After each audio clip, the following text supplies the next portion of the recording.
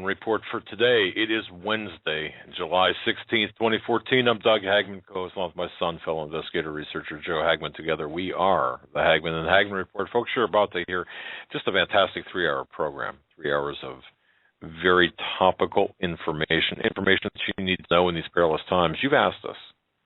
Well, you give us, you've told us. Well, my goodness, you certainly spread information out there. Give us information, but what do we do about it? How can we prepare? What's the best way to prepare? How can we prepare for what's coming? What do we need to do? What's really going on, and how do we handle it? Well, tonight, ladies and gentlemen, I'm proud to announce that we have some answers for you. More on that in a moment. But new listeners I've heard from, and it's great. I've been getting more and more emails every day saying, I've been just tuning into your show. One gentleman listened to my interview on John B. Wells, and said, "My goodness, thanks for being out there." And so very, very proud to really expand our program all across the world. We've got people listening live right now. In Taiwan, where it's very late or very early, depending on your mindset. We also have Karen in Rome. Want to say hello to her.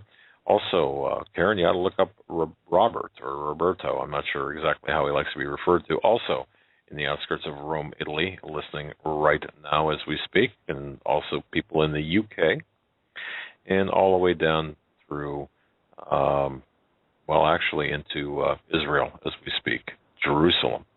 To those, I say shalom, shalom. Folks, you're listening to the only show where the news is presented to you in 3D. We look well beyond the headlines, the bylines, and bring you the information that you need to know in these perilous times. And for those new listeners, let me remind you again, we broadcast live each and every weeknight from 8 to 11 p.m. Eastern Time. We also have a brand new weekend edition, Weekend Warrior and the Hagmann and Hagmann Report. This week, by the way, coming up is going to be at least half the program with Tom Horn talking about the data, the information in his brand new book. Sheila Zielinski and I believe Joe or I or both will be doing that. And then Sunday we'll be on with Brother Marcus from 9 to 11. That's Pine Ridge Warriors here on Blog Talk Radio. Both me and my dad will be live with him from 9 to 11. Once again, Pine Ridge Warriors with Brother Marcus and Curtis. So full week, fun guests, and informative. And just a quick note, my email has been down for about 24 hours. I should have it up within the next 24 hours. So just wanted to let people know that in case anything was sent, that I'm not ignoring you guys or putting off anything. I just haven't had access to it. I had a little computer issue, and it should be resolved by tomorrow. Absolutely. We will get all of the technical issues resolved. Folks, our home base, HomelandSecurityUS.com, it's been dormant for about 5 days, and that's deliberate. There's something, we will be presenting information, some investigative reports via our home site here in the next 24 hours, information from investigations we've been doing over the past several months. It's very labor-intensive, very tedious. So watch for that also, CanadaFreePress.com. And there are neighbors in the north, Judy McLeod and Brian and Kiko. God bless you folks at CanadaFreePress.com. But we're also simulcast for the new listeners. If you have any trouble listening to this normally, we're simulcast via the Christians United Broadcasting Network. Tune us in at the Hagmann and HagmannReport.com. Spell it all out. Even the word "and," 2 N's on Hagmann, of course. And there you have it. Also, a point of housekeeping. Don't know what I did. I did have a personal page on Facebook. I had to change it. Well, I changed it at the urging or the suggestion of someone to a public figure. For me, something about liability, and I wasn't exactly sure how that all figures in, but if you are a personal friend of mine on the Facebook platform, I think we still are. I just don't know what I did, You know how I am with electronics and technology. It's just not that. I'm just not that adept at it. So, if in the event that you had sent me a message or posted something to me, just resend it or repost it. Only because apparently they're gone. So, yeah, it's just the way things go. But tonight, ladies and gentlemen, I'll tell you one thing. In answer to your many requests, and this is something that it's near and dear to my heart. We have a gentleman tonight that we are presenting on our show. Very proud to have him on. He's the author of a book, One New York Man's Journey to Off-Grid Living in Montana. Now, that's the name of his book. His website is offgridmontana.com. That's offgridmontana.com. There you can find out all sorts of information about you can order his book, find information about his book. It's a fantastic book. Having it in front of me, it's a fantastic book, and I've got to tell you that,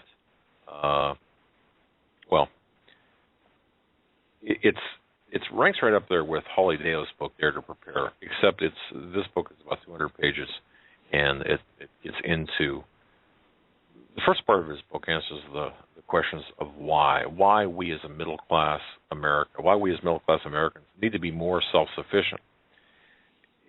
That part of the book, it's interesting because it combines the financial, economic, social, and political reasons that all consist of the reasons why. Now, the second half of the book gets into what we can do, our plans of action, how we can become self-sufficient, what our lifestyle should be to become more self-sufficient. All at the same time, still trying in the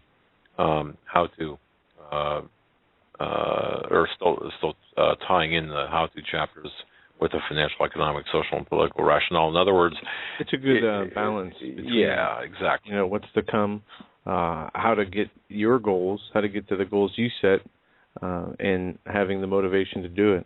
And the first chapter, off-grid dream and the tenacity to reach your goals. Dreaming about Montana, goal setting, realizing how society is living today. And we were recently, for the first time, in Montana. And it was such a beautiful, beautiful state. The mountains were bigger than any mountains I've ever seen. And just, what do they call it, the big sky country. Rich, I guess we can start off by just asking you, why Montana? Well, first of all, Doug and Joe, I really appreciate you having me on. It's a real honor to be on your show. And what really brought me to Montana, Joe, was the fact that, as you know, as per the book title, I was born and raised in the metropolitan area of New York City for my first 26 years. And I always dreamed about the outdoors, the mountain man thing, the love of the natural, wild world. And I saw what was happening financially, economically, socially, and politically, even as a teenager in America, and where things were going. And one of my plans of action was to get a college degree in forestry, which I did up in the Adirondack Mountains in upstate New York. And I took an interview with the National Forest Service, and they were pretty blunt back in the early 80s, and they just told me right off that they would not hire me as a white male for the National Forest Service. So I had to switch gears. I got into the pharmaceutical industry, making a very long story short. And at 26, I handed in the keys to my company car for the pharmaceutical company I was working. I was living in a trailer park, and I sold that. And I came out to Montana to get my last degree, my third degree, got back into the pharmaceutical industry, and never looked back. And this is one of the reasons, Joe, that I wrote this book. I hope that people can be intrigued by a self-sufficient, frugal, off-grid lifestyle. I hope they could be motivated by the outdoor adventures and living with nature that's in the book.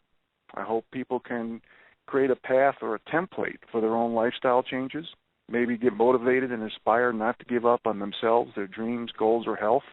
And one of my major motivations, folks, is so people listening will read the book decide to draw a line in the sand and have zero tolerance for political correctness. And that's basically what the first part of the book is about, gentlemen. It's really, I try to give examples and evidence to show that the powers to be have what I call triple D-ness, D as in David. In other words, they have distracted, dumbed down, and divided the American people, and especially divided them. And they've done this, and people are waking up and starting to smell the coffee right now, that people are realizing that we have a tiered system of special rules, laws, and accountabilities based on what group you're in. For example, what victim group or what protectionist group, which really is an insult to the American people and the overall American culture fabric as a whole. Another way to put this, gentlemen, is that the first part of this book is a sobriety test that shows that America has been drunk on the Kool-Aid of political correctness for way too long. I cannot agree with you more. Drunk on the Kool-Aid of political correctness. And you know what we have right now, or what's taking place, of course, is a war against the middle class. And folks, I mean, I can't imagine anyone listening to this program today, Rich. And by the way, Rich, your last name is Sheben, right? S-C-H-E-B-E-N. Sheben, yeah. Sheben. Okay. Yeah. I can screw up the simplest of names. However, Rich, right now we are in a position where the royalty class they are attempting to create just the system or a class of royalty, which is them, and of course the serfs, which is us, you and me, and everyone listening to this broadcast, with the exception of the government shills that are out there making sure that we don't overstep the line, shall we say. However, now while doing that, I mean, we are now put in a position where we have to fight for our lives. I mean, we're in the fight of our lives here. I totally. And you point this out, by the way, in your book. Absolutely. In fact, it's a big acting job, folks. And Doug, you're absolutely right. Truth has really been trumped by what I call manufactured perception or manufactured pity. In other words, they're using subjective emotional opinion and trying to prove unsuccessfully, unfortunately they're fooling a few people, that if you're in a certain group that has been labeled as a victim group or protectionist group, and they're trying to convince that you've been disenfranchised, which is really an insult, gentlemen, to the overall fabric of the U.S. For example, when you say that we have to lower the bar of standards and expectations because you're in some victim or minority group or something, you know what the powers that be are doing? They're insulting the intelligence, the work ethic, and the ability of everybody in that particular group. I think when we talked a few hours ago, Doug, I mentioned that I had the privilege of seeing Dr. Ben Carson live here in Northwest Montana. He came through here in March, and he gave a great speech. He's a pretty impressive guy. The first 3 words out of his mouth was, "I hate political correctness." I guess that might be 4 if you don't consider PC being one word. And I'm paraphrasing here a little bit, but he really mentions that when you treat minorities as victims, you are totally disenfranchising every person in whatever group they're in. Because when you have to lower the bar of standards, whether it be an oral test, a written test, a physical test, anything, to get a job, what the powers to be are doing, folks, is they are destroying the ingenuity, the productivity, the accountability that's been essential for American success and especially middle-class prosperity. So this is why I wrote some true stories in this book, in the first part of this book, which again is a sobriety test to see if the reader is drunk on the Kool-Aid of political correctness, because America certainly is in general. And what we need to do is we need to have synergy, because if they're going to keep dividing us by what group we're in, and we're never going to be the United States of America. We might as well throw that title out the window with the baby in the bathwater and rename us the Divided States of America, because civil rights policies were designed to be judged by individual merit and not what group we're in. And Martin Luther King even said this. And when the middle class has no barometer of success, folks, when you can't get a job or keep a job or sue because of what group you're in, and you have a special tiered system of rules, laws, and accountabilities, what that does, it eliminates any possible control of your own destiny if you are in the middle class. And that should be absolutely unacceptable. And when you combine the Marxist, Alinsky, Communist Manifesto journals, if you will, books, basically this type of division is what's happening. It's not even a secret anymore, Doug. You know, Rich, let's talk more about the tactics, if you will, the tactics of these Alinsky tactics that we see play out. Only because, again, we have new listeners, but I don't think people really. There are many people out there, and I was hard-headed myself. It was difficult for me to see initially. Well, even with the previous presidential administrations, but more precisely with the government as a whole, the infiltration of these Alinsky tactics, or the implementation of these Saul Alinsky tactics, even prior to the renegade in chief, Barack Obama, getting in office, and even before the current Congress. But let's talk about the tactics just for a moment before we get into the other half of this. What do you see specifically taking place? Because we've got an invasion on the southern border that's unfettered, unhindered, and you can't tell me that we don't have the resources to stop what's taking place down there. Your thoughts? We certainly do, Doug. And I hope to be repetitive on this word, hopefully even redundant tonight, and that's the word synergy. And that really is the answer to this question, because we're so divided. And, for years, folks, we've been hearing all these opinions of what's destroying the prosperity of the middle class, like ignorance, apathy, and indifference. And you can make an argument with those. But what's really killing us is the fear of the consequences of being politically incorrect. This is enormous. In other words, the fear of the consequences of telling the truth. What we need, folks, is those little boys on the side of the street while the parade's going and the emperor's going by, and the little innocent boy points his finger and says the emperor has no clothes on. That's what we need. Now, I'm the first to tell you that I am only human. I am an imperfect sinner. And if you ever heard me on any radio station in this country, I always, when I have the chance, call myself an average Joe, non-hyphenated American. That's how I describe myself. I promise I'm not any smarter, more skilled, or better than anybody listening to this program.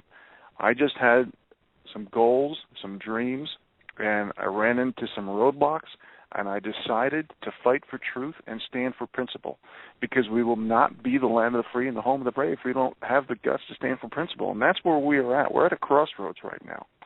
And when you see the powers that be, the aristocracy, they're really creating this aristocracy through dividing us, and that's how they conquer. This has been happening since Rome.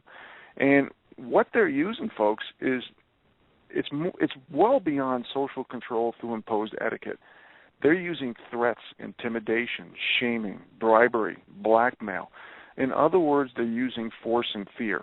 And to answer your question with a little more specificity too, Doug, what they're using is also politically correct buzzwords like equality, fairness, tolerance. This is all virtual reality. These people are not practicing what they preach. They are just creating an illusion. And if you look at some of the statistics in America. For example, 40% of Americans have $500 or less in savings. 43% spend more than they earn. People are living in the moment, folks. They don't have any light at the end of the tunnel. 83% of stocks are owned by 1% of the people. For the first time in U.S. history, banks own a greater share of residential housing net worth than all individual Americans put together. So free markets, supply and demand, again, politically correct buzzwords. The bottom 50% of income earners in the U.S. collectively own less than 1% of the national wealth. So when you hear these politically correct buzzwords like equality, fairness, and tolerance by people who are the most intolerant of any particular group out there, this is all propaganda. It's all semantics. It's, for example, let me give you an example off the top of my head. Corporations versus government. How many times, folks, have you heard people say, oh, it's the big corporations. No, it's the big government. It's all the same thing. They're basically the same bird with a different feather. All they do is feed off of each other. A great example is minimum wage laws. How do you destroy small, medium-sized business and eliminate competition to big corporations? That's how you do it. And basically, that's why the prosperity for 93% of Americans are stagnant. And people say, oh, well, it's a pendulum issue. It's been moving to the left for a lot of years, so maybe it'll move to the right soon. It's not a pendulum issue. It's not even a left. To me, the left-right paradigm is false. It's phony. What the pendulum issue is to lower the bar of standards and expectations and create division. And if you look at wealth graphs, folks, of net worth and cash flow in this country, there's almost hardly any difference between the middle class and the poor anymore. It basically, when it gets to like the mid-90s or upper 90s, it shoots up through the roof, and that's the aristocracy. If you look at job growth, that's right. I mean, it's pretty easy to combat, Doug, when you use objective facts and not use subjective emotional opinion, which is how this country's been run for years. And I just want to make it clear to people, and Rich, I know that through your research and experience, I mean, everything that we're experiencing today with respect to the eradication of the middle class and the creation of really two sects, S-E-C-T-S, in this country, or two classes, the haves versus the have-nots, is by design. It's not some accident or some cosmic problem because of the stock market or because of anything else. It's by design. What do they say Absolutely. now? One in 10 Americans are only living the American dream, as opposed to 50 years ago it was the status quo. I don't even know what the heck the American dream is anymore. Well, they base that on a median income of $130,000 a year, and I don't think I know anybody who makes that much a year. And it's just, we have statistics coming out from the government. Today I saw a job report saying that unemployment went from 7.3 down to 6.1 as Yellen was going to loosen some of the monetary policies that they used to help during the recession, because the growth of the jobs in this country exceeded their expectations. They thought it would take 16 months more to get to the point they're at now. It's all lies. No, well, I don't know, Rich. That makes you kind of irrelevant, doesn't it? I totally agree with what Joe's saying, Doug. And I know you're being sarcastic, but to be honest with you, most of these numbers are illegitimate, and I point that out in the book. Everything from unemployment to CPI to GDP to debt ratio. I mean, you name it. It's almost all illegitimate. For example, in the early 1970s, 1 out of 50 people were on food stamps. Today, it's 1 out of 6.5. 1 out of 6 is on welfare. Free markets, folks, and supply and demand require productivity and ingenuity, not some abstract and arbitrary idea of fairness and all this government regulation. If you really look at jobs, Joe, like if you really looked at the real numbers, you have to eliminate part-time, you have to eliminate government jobs because we're printing $80 billion, up to $80 billion a month.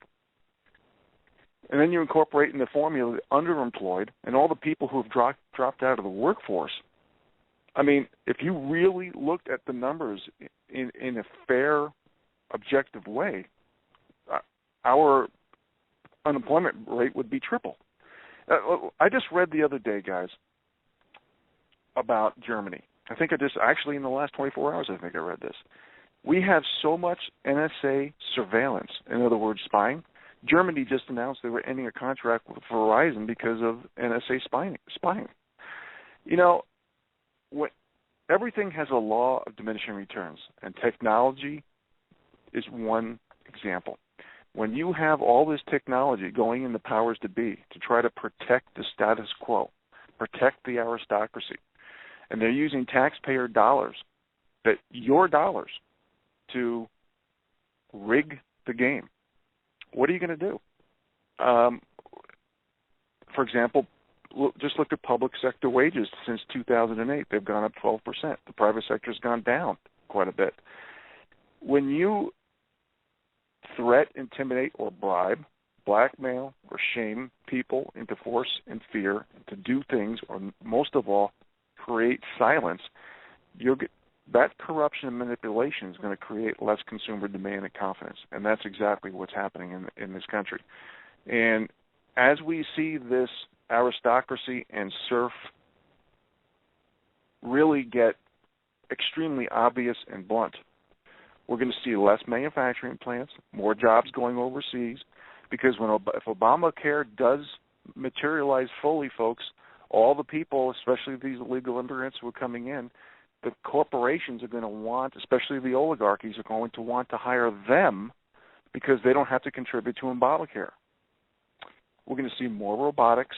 And with all this, for example, discrimination lawsuits and jokes, I don't know if you want to get to the story in the book, Doug, but it's gotten to the point where you can't even tell a joke in America, especially if you hear it and you're of a certain victim or protectionist group.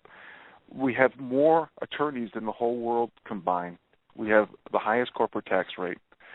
So I just don't see, if we're talking about jobs, economy, savings, investment portfolio, I just don't see, especially in urban suburban America, houses, especially commercial, going up in value because the next generation is not going to have the ability to save to buy that. Yeah, it's really insane to see how fast. I mean, I'm 31 years old, and to see how much the dollar's been in decline, to see how much things have changed as far as people being comfortable to really close to poverty. It's amazing to see how short of a time we have left to where the conclusion will bring us, and that is into a economic crisis, a collapsed civilization. And you can see it in the behavior of people. You can see it in just how this world is changing. We're morally and spiritually bankrupt. We have less, family importance, more individual and I would say, sinful nature. And it's not just the economic decline, as I was saying, it's a decline across the board of all things that were good, that made us a good, self-sufficient society. All these things are being taken away either by the government or by the lack of people learning and wanting to do good. Well, and I totally agree, and that's one of my objectives for writing this book, or one of my reasons, Joe. The second half of this book really gives ideas and solutions on how to simplify your life. And what I try to do in the book is mention that, well, let me put it this way. I wouldn't ask anybody to do something that I wouldn't do. And in other words, practice what you preach. And this is one of the reasons that I'm so adamant about that. And I've talked many times about practice what you preach laws. And I can go into more specificity and detail if you'd like. But we are following $5,000 suits who get in front of a microphone, who come from certain wealth, certain aristocracies, certain connections. And most of these people have never accomplished anything in their life. And how many times, America, are you willing to follow, or are willing to continue to follow people who don't practice what they preach? For example, how many times have you seen a $5,000 suit behind a microphone say to live green? They tell you how to live their ideal lifestyle, and they're living in a 7,000 square foot home. They're flying around in private jets. They're using more natural resources than any 500 of us combined. And this is why when I talk about laws, I talk about solutions. I put that under the category of solutions for the middle class. And I believe that all laws should be non-exempt. For example, if you create a greater benefit or a lifestyle than the average American and demand that they pay for it, that should be unacceptable. For example, if you create Obamacare, you can't have a special health care plan. You have to be in it yourself. If you're a proponent of Common Core, you can't send your kids to private school. If you're a proponent of gun laws, you can't hire bodyguards and use taxpayer dollars to protect yourself. You can't preach socialism when you're living lavishly. These hypocrisies we have to all pretend that we are the little boy on the side of the road saying the emperor has no clothes. We have to stop drinking Kool-Aid of political correctness, and we have to do it together. And this is why I'm always coming back to the word synergy. We will never be able to control our own destiny if we as individuals keep sticking up for our own group. And when you really think of affirmative action and quota rules and regulations and laws, they're really meant, when you really think about who's been disenfranchised for the last 40 years, folks, which group out there has no victim group or protectionist group status? And I'll tell you, it's the poor/middle class, white male, heterosexual with a Christian name. Now, when you really think about that person, they don't have any victim group status at all. In fact, I think I mentioned this to you. Rich, I got to tell you, the last time I was just pulled over by a police officer. I looked at him and I said, "You're pulling me over just because I'm white." He did not think that was funny. I was kidding around with him, of course. No, seriously, it was actually a friend who wanted to talk with me and. In my township, but no, you're right. Though you're absolutely right. Think about that. We, the white, heterosexual, Christian, middle class or male. How did you say that again? Please restate that. I think that's important. The poor, because the wealthy, white people, part of the aristocracy, part of the powers to be. They have the educational connections, they have the money, they have the nepotism, they have everything, okay? And I think when you really think about the most disenfranchised group, and none of us want any victim group or protection status. Not that we'll get it, but it's just another tool to divide the American people. What I said, Doug, is the poor/middle class, white male, heterosexual with a Christian name.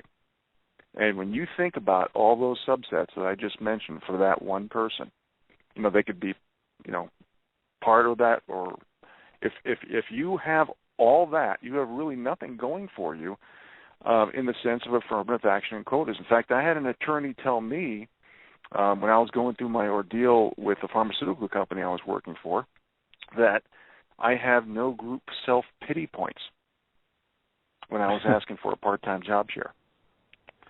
So this is where we're at, folks. We've gotten to the point that the silence has basically destroyed America, and we need to speak up and say it like it is, or else there's not going to be anything left for today's children, because political correctness has dominated American culture to the point that it's really nothing more than a blunt, intentional indoctrination into a social agenda to keep the super rich wealthy and everybody else in the just getting by category. And when you really think about what's happening today with the waning middle class, it's pretty obvious, and there's plenty of examples and evidence to show that. Yeah, in October last year, there was a manual put out by the Pentagon. It's over 600 pages, and it states that the military is being trained it's equal opportunity officers that teach that healthy white heterosexual Christian men hold an unfair advantage over other races, and warns a great deal about the so-called white male club or white privilege. And in exactly what you're saying, it as basically word for word almost, it states, we have no victim status. We have we're an empowered group, they say in the manual, and have a advantage over everybody else, whether they're it's a racial issue or a sexual preference issue. And they've created a defense equal opportunity management institute, to combat this white privilege, as they call it. Well, and that's part of what I mentioned earlier in the show, Joe, about manufactured perception, manufactured pity. They're using subjective emotional opinion so they can disenfranchise certain groups and keep us all divided. It's the combination of Marxist Alinsky and the Communist Manifesto. It's to provide distractions, dumbing down, and division, so we will not have synergy. And in the book, I make it very clear. In fact, I was redundant on this point, Joe. To avoid all this political correctness and insulting people, insulting their intelligence, work ethic, and ability by putting them in a victim or protectionist group, what we should judge by in America is by hard work, effort, proven results, qualifications, word of honor, diligence, tenacity, and principle. And if we were to get a job and keep a job just based on those criteria, we can eliminate all this PC crap.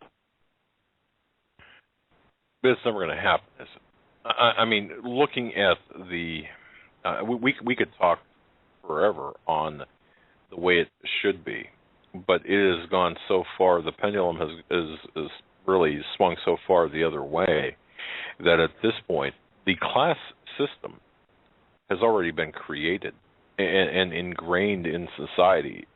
Would you agree with that? Well, I do, but at the same time, that's why I give ideas and solutions to simplify our lives in the second half of the book. And I really believe that I'm gonna beat the word synergy until there's a dead horse out there, because as long as we stay divided, Doug, there will not be a liberation of the middle class, and that's what I'm trying to prevent. I want a liberation for the middle class. I'm not saying that this is an end of time, and I'm not willing to throw the white towel in the ring. And I feel that if we could all get together for the right reasons, for example, nature is huge as far as synergy. One example I can give off the top of my head, you remember there was a documentary about 5 years ago. There was a neighborhood in South L.A., okay, that had like 14 acres. It was donated for a particular time by some pretty wealthy guy. And these people got together. Anybody could have climbed over the fence and stole vegetables. None of that happened because it brought the whole neighborhood together, okay? And people of all colors, creeds, races, religions worked this garden together. And that's some of the examples that I'm trying to give to the American people so they can control their own destiny regarding financial, economic, social, political needs and wants, knowing the fine line between needs and wants, knowing how to live with frugality, live below their means. I give dozens of suggestions on how to do it. And I'm not saying one lifestyle is for everybody. I'm just saying if people can glean one idea here and there and talk to the neighbors and realize that if we lose the ability to stand against corruption and manipulation, to help others, to be thinkers and not just followers, if we lose the ability to say it like it is, but are willing to concede that that's just the way it is, then everything that makes us happy, healthier humans is going to fade away. And if you really look at trust and respect in this country, folks, it's being degraded dramatically because of our division. And then when you look at value, appreciation, love, and forgiveness, that's going south too. So I really believe the happiest people don't have the best of everything. They just make the best of everything. And the wealthiest person is not the person with the most stuff, but the person who needs the least. And again, I'm trying to practice what I preach. I'm a very imperfect human sinner, And I have a long way to go for improvement. But in the meantime, I have a goal to help at least one person every day. That's my personal goal. And if I can give some assistance to one person a day, that means I'm having a great day. And that's what one of my objectives for writing this book and being on these radio shows are all about. Amen to that, Rich. And maybe we can get into goal setting. I know, like New Year's resolutions, lots of people make goals, make expectations for themselves, but never seem to reach them. And, at not reaching that initial goal, I'd say 90 to 95% of them get discouraged and don't pick up and try again. What in your life experience, what is something that has helped you reach the goals that you set for yourself? Well, I had the privilege, Joe, of being in the Boy Scouts for like 7-8 years, and I went to overnight camps and day camps, and I played a lot of sports, and I had the luxury of not being addicted to the blue light syndrome like a lot of youth are today. And even though I came from a family that was very sidewalk, asphalt, concrete oriented, growing up in the metro area of New York, I know that. And I fell in love with nature. And so I just graduated from there. And, I came from a poor middle-class family. My first equity, I think I mentioned this briefly, was a trailer. And it was a roach-infested trailer. I had to bomb it once a month. I had cockroaches every night just crawling all over my head and face. And I had to, in the wintertime, the toilets and the sinks would freeze, and I had to break the ice to flush the toilet. I mean, I realized that I had a plan. I tried to use time leverage to my advantage, but I always lived below my means. I always knew the fine line of needs and wants. And I incorporated whatever wealth I accumulated and saved it and invested it. And that's kind of how I did it, was in increments, because there's a lot of people today. In fact, I get this question often, gentlemen. Well, you live off-grid, you live in the country, you hunt and fish and grow your own produce and stuff, but I can't afford land. And I really believe that there's a solution if we became more synergistic. We've been taught to be divided. And one of the examples I use, folks, I'm seeing communities pop up, not all over the place, but around the nation, here and there, where they're getting together with like-minded people. Maybe they go into certain churches or liberty and freedom movement meetings, conservative-type meetings, and they're looking for people who can think outside the box, people who have the ability to create a plan B and an alternative lifestyle. So one of my suggestions is to go to these meetings, go to these places, and communicate and negotiate with like-minded individuals, even if you don't have the capital resources to buy a piece of land. For example, you might have skills that you can barter, that you're a builder or a carpenter. Maybe you have the ability to do a really nice garden.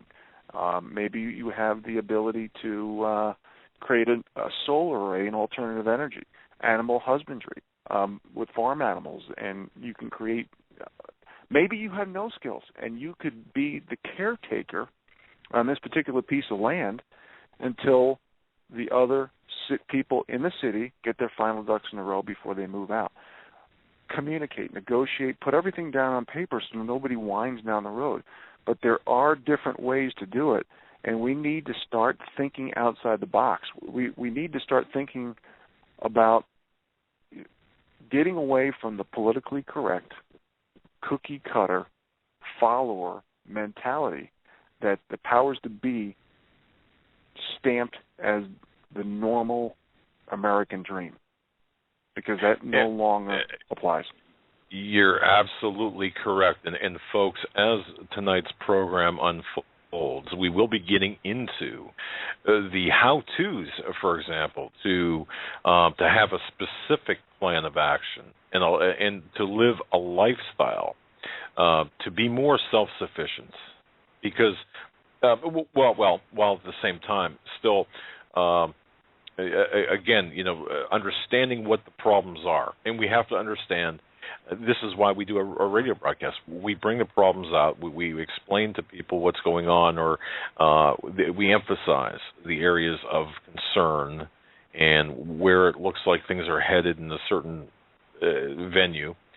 We do that because we need that information in order to devise a very specific plan of action. And you cover a lot of that in your book. It's a very specific how-to plan. Folks, we're talking to author Rich Scheeben.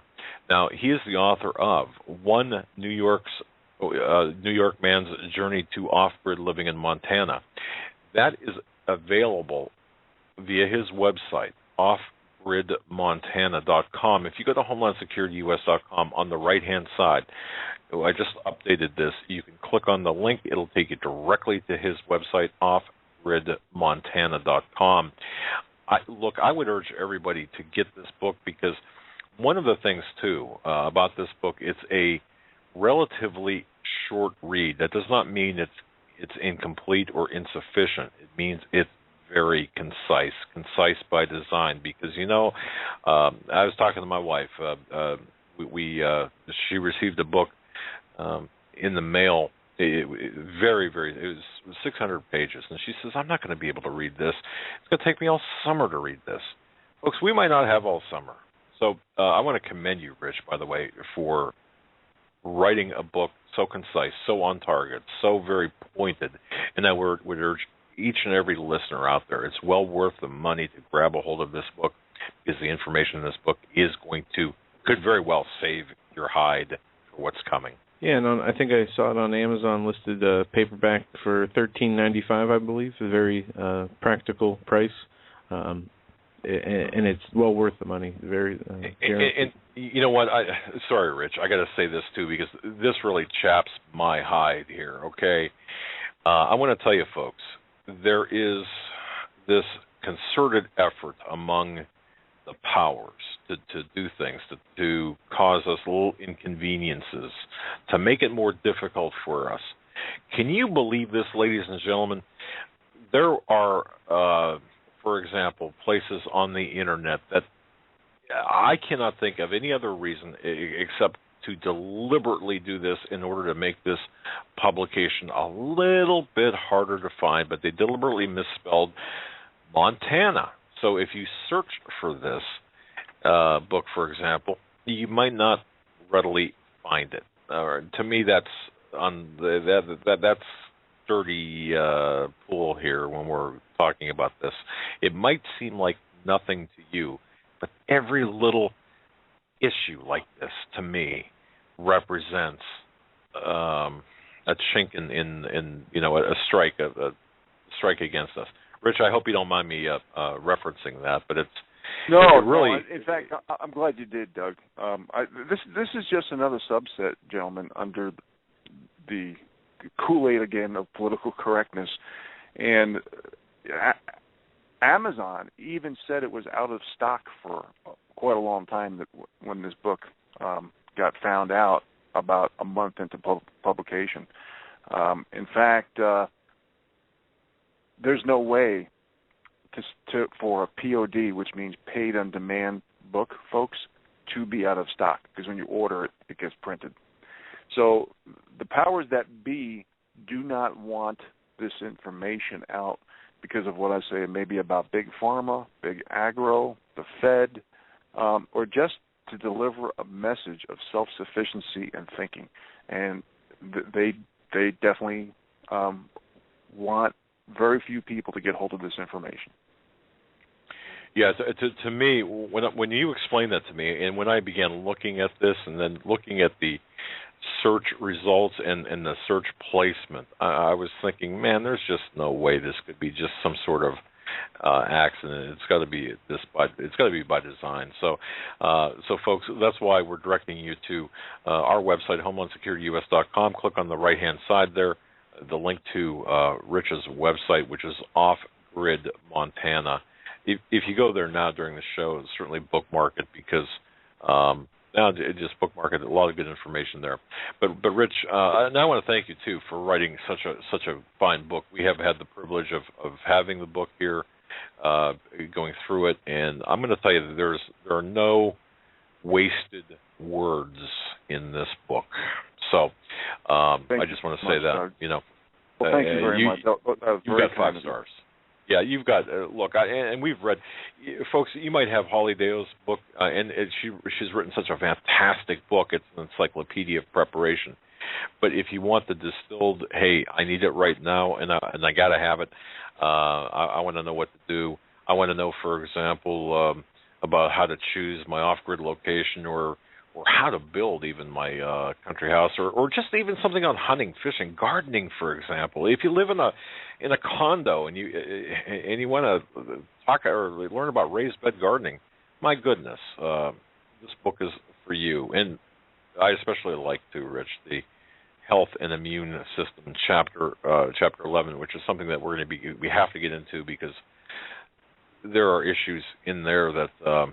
Ladies and gentlemen, if you haven't, if you don't understand what's going on with the attack on our bodies, man. Ooh. But anyway, Rich, I didn't mean to derail you. We didn't mean to derail you.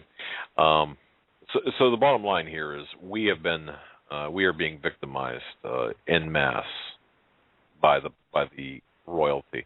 And you know what, folks? I think I will get some bumper stickers or some signs made up. The Emperor has no clothes, or some sort of variation of that, because I think that we need, the Renegade in Chief has no clothes. I think we need to really spread that message around and finally out the emperors, the royalty that are taking us down this river of destruction. But Rich, go ahead and chime in here with your thoughts now. Yeah, did you want to talk about the health immune system chapter? Was that a bridge that I should take advantage of, or do you want me to expand on just the generalities that we were talking about regarding economy and stuff like that?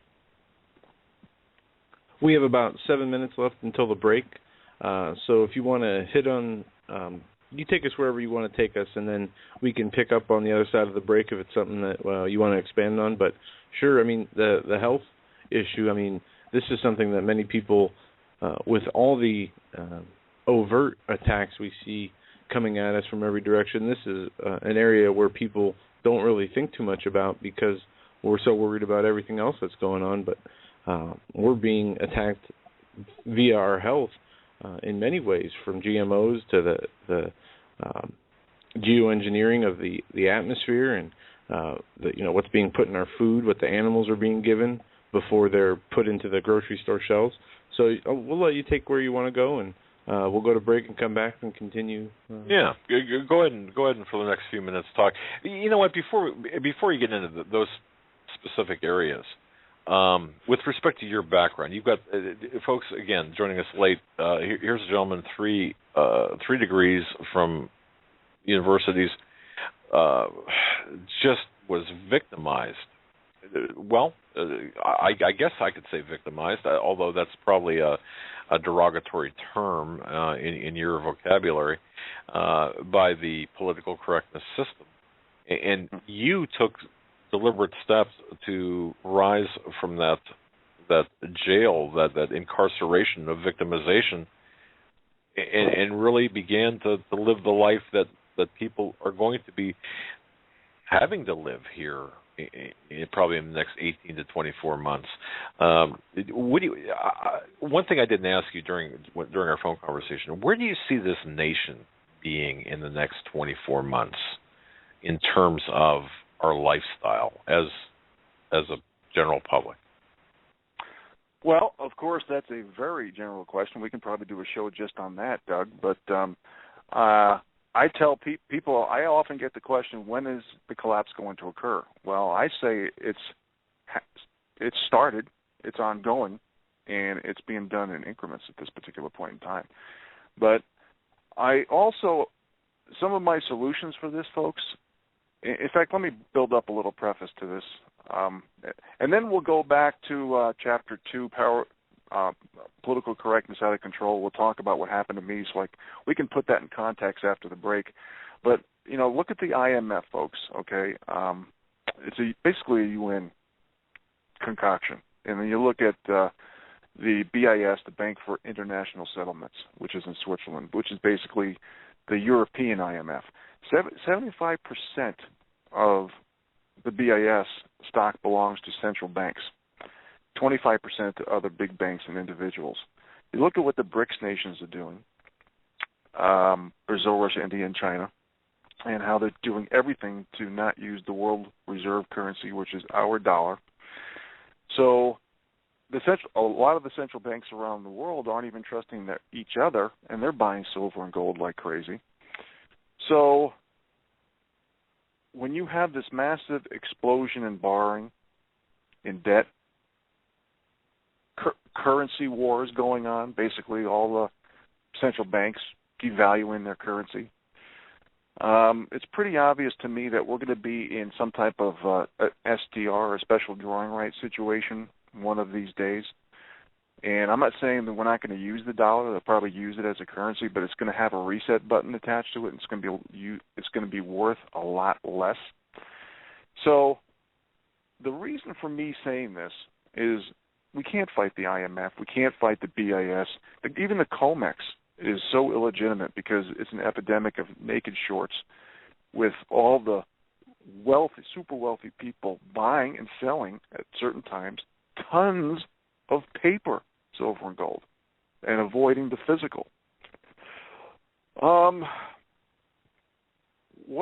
The reason why I'm saying that is the only way we're going to be able to control our own destiny financially and economically is if we fix our homes. We have to fix it from the bottom up.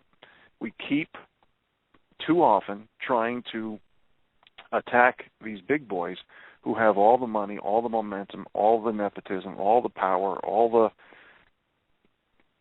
the propaganda, the manufactured perception.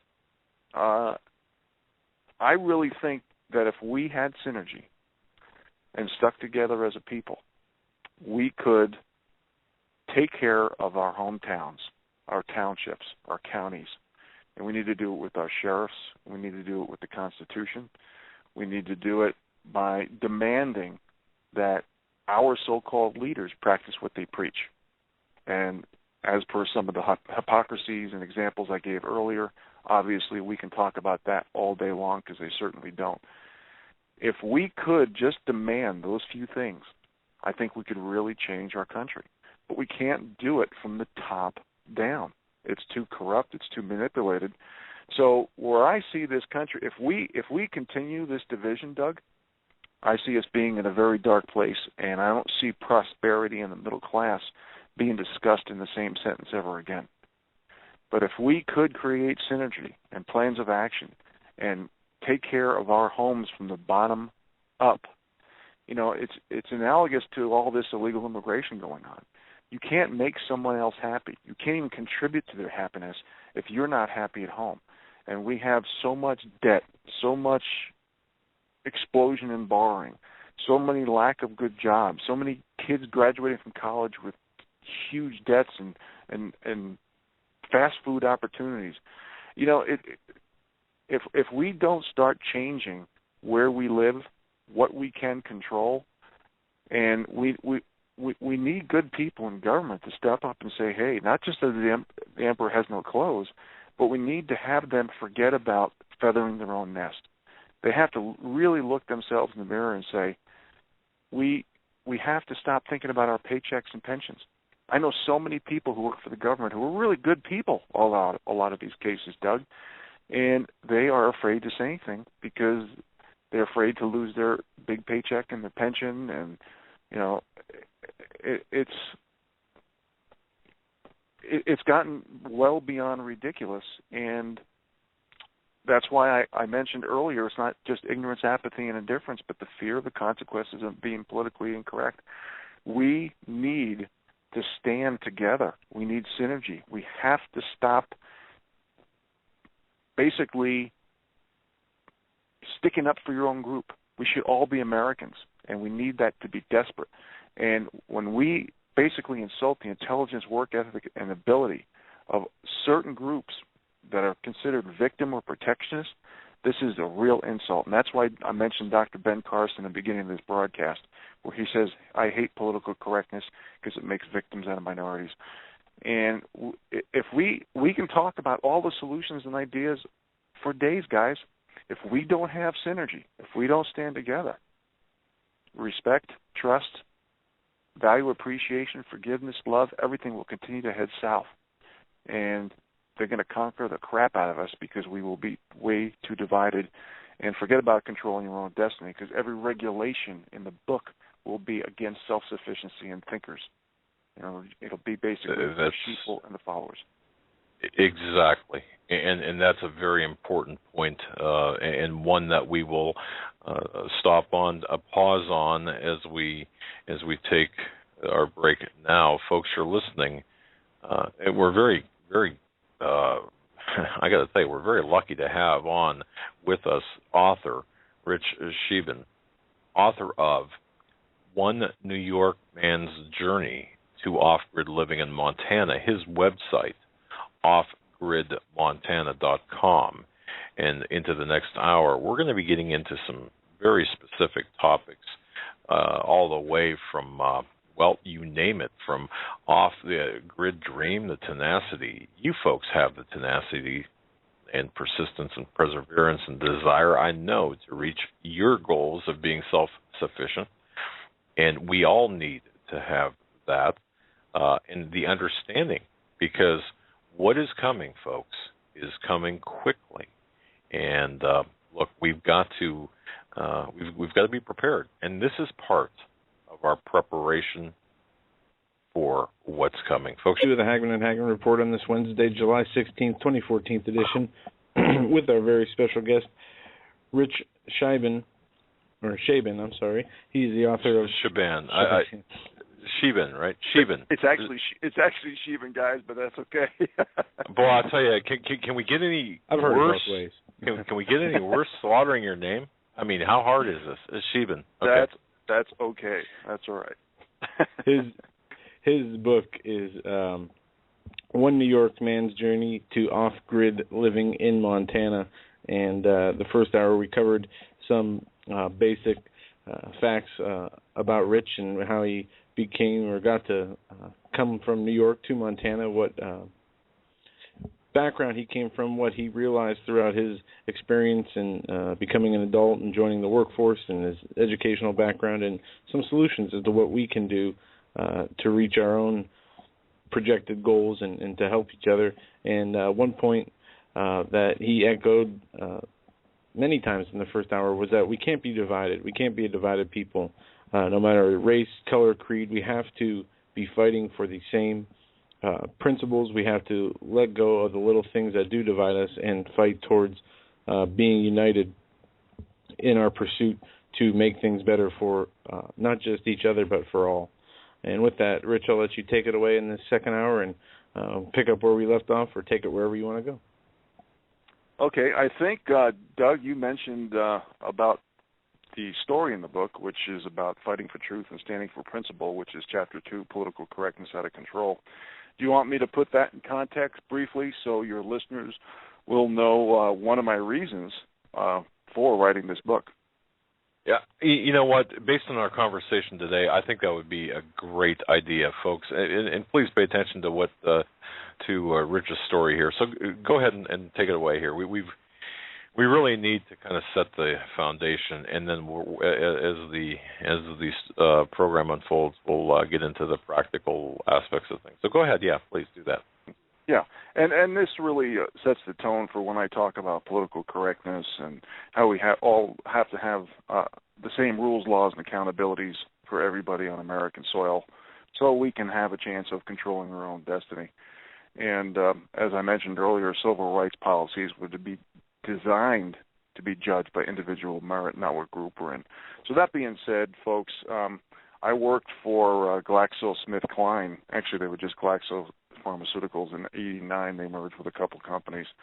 And in approximately '94, I had problems with my lumbar spine. In '97, I was having problems with my cervical spine. And I had shooting pains down my arms and numbness and things of that nature. And I'm going to make a very long story short. I had contacted about 30 different attorneys during this period through the end of my pharmaceutical career. And I basically didn't have any restitution at all. I asked if I could go part-time as a job share so I can keep my job, so I can keep my career. And Human Resources had to tell me off the record that it was only for women. And which is, to me, it's, again, when you have special rules, laws, and accountabilities based on victim group or protectionist group status, you're insulting the intelligence, the work ethic, and ability of any person in that group, and then you end up destroying the fabric of the overall country because you lower the standards and expectations and affect basically ingenuity, productivity, accountability, and anything that's essential for American success and middle-class prosperity. So going back to the story, the attorneys I was consulting, they told me to not let them go take me to health services, which is a department in the company, because if they made me take objective tests and they came out really bad, I would just be thrown on disability, because corporate America today is basically, they almost have a department for liability paranoia. So that being said, I kept working. I had President's Club awards, Rep of the Quarter awards, every award.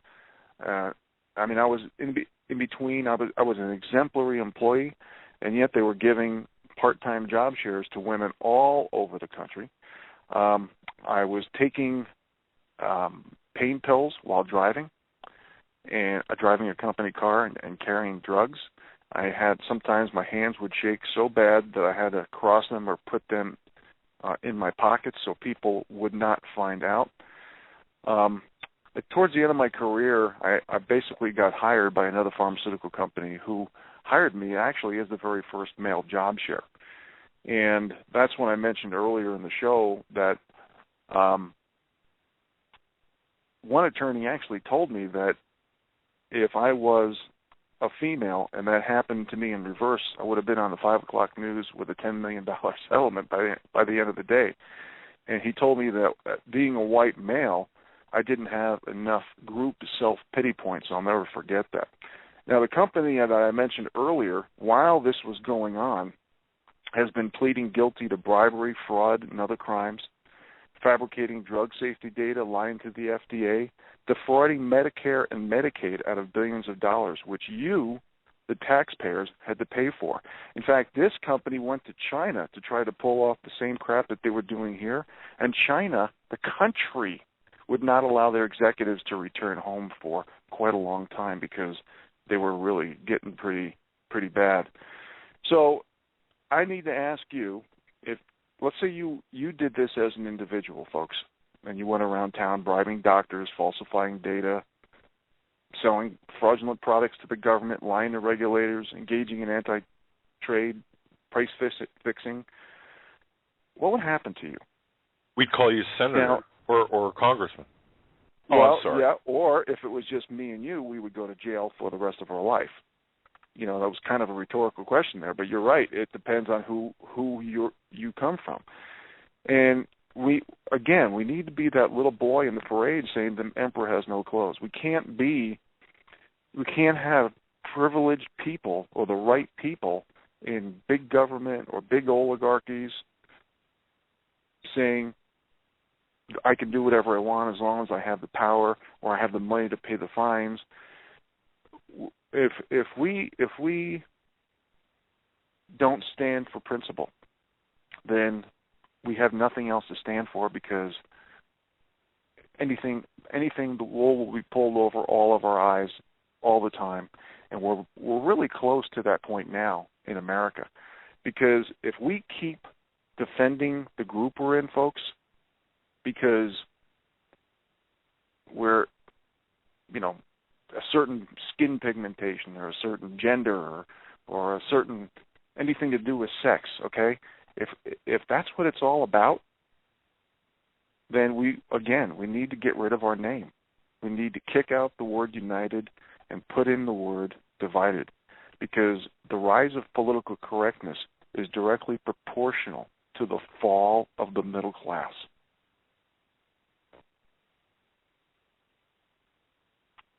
Very well said, and so very true. You know, everybody so seems to be so focused on their own individual liberties or rights based on their own belief systems, and not what the country was founded on as a group of citizens united under a system of government that would protect all the different groups regardless. But what we're seeing today is what you said, selective enforcement, individual and small.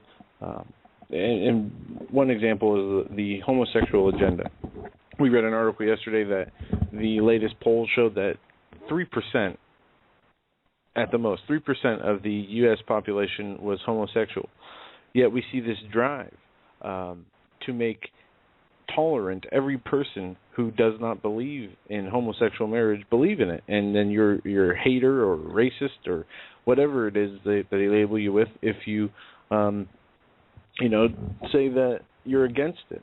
And we've had situations now where states have voted, the populace of states have voted against homosexual marriage, and in every case judges turning around and saying their vote was unconstitutional.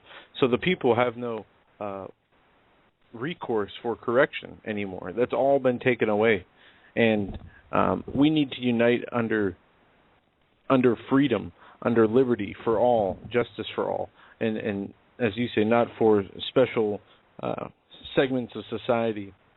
And that's what made our country great for so long. Everybody had equal opportunity, equal right to survive. It depended on what amount of motivation and work they put into what their dreams and goals were. Now it's completely opposite and turned around. Mm-hmm. May I address what you just said, Joe? Sure. First of all, in the book, I mentioned the dirty dozen names. Basically, when you even speaking about true stories, will be labeled with the following: controversial, confrontational, angry, bitter, bigot, racist, sexist, misogynist, cynic, hater, homophobe, white supremacist, radical, extremist, butthole. I say that because we're on the radio. Conspiracy theorist, or any name with the word anti in front of it. And this is what's happening, folks. People are afraid to be called these names, and that goes back to the consequences of being politically incorrect. We cannot be afraid to stand for principle when you're speaking about true stories. And I would like to expand on what you just said, Joe. You guys remember in the past week that Texas cheerleader that's been in the news because of the hunting photos she posted on Facebook? You recall that? Oh, yeah. Yep. Okay. Yep. Okay. The safari, yeah. Yes. And ladies and gentlemen, if you haven't heard, I'm sorry, Rich. Folks, listeners of the program, if you haven't seen that article, really the vicious and vile attacks against this young lady, please look that up, search that. Go ahead, sir. Mm-hmm. Okay, thank you, sir. I have a great political correct example that's going to be a little sarcastic, a little bit of a joke, but it's going to hold water because of how ridiculous this political correctness and the Kool-Aid of drinking political correctness has taken us. America needs the sobriety test.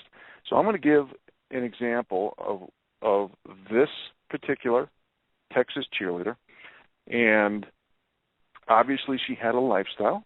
She's a hunter. She had certain behaviors, right? But now it's pretty obvious that the precedent has been set that there is a social stigma attached to hunting. Would you two gentlemen agree with that? Absolutely. Okay. You got the gun ownership aspect. There's many labels that they try to put up. Yeah. Do you see where I'm going, Joe? There's a lifestyle, there's a behavior, and now there's a social stigma. Everybody knows Hollywood and the left hates hunters. Do they hate people who kill their own meat because they hire assassins to kill their meat? Or do they want us to eat steroids, hormones, and antibiotics, pesticides, GMO foods. We'll go into that with a little more detail down the road, too. Sure. There's a dual agenda here, or a multifaceted agenda at play, yes. Right. But now, because they have a lifestyle, a behavior, and there's a social stigma attached to this, Doug, I think hunters should now get victim group or protectionist group status. In fact, hunters, because maybe of that social stigma, they need some public relations, I think we should change the word hunter to harvesters and ask the government to have special rules, laws, and accountabilities and be able to get certain government jobs at high levels, because now the precedent has been set. So my question to you two is, and to the audience, do you think hunters, because we just proved that there's a social stigma with their behaviors and lifestyle, do you think that they are going to get victim group or protectionist group status?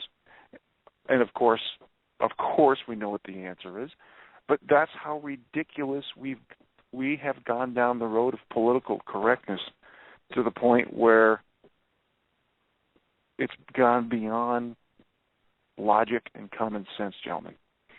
You're talking about social engineering here, really. Yes, I mean, when it comes right down to it. Yes, but the people who are saying that you should be tolerant of their lifestyle are intolerant to the max of any lifestyle other than their own. You see where I'm going? Oh, absolutely. You see how this holds water? Sure. I mean, of course, I'm being a little facetious, but that's how ridiculous things have come. Equality, fairness, tolerance, these are all politically correct buzzwords because they're not practicing what they preach, folks.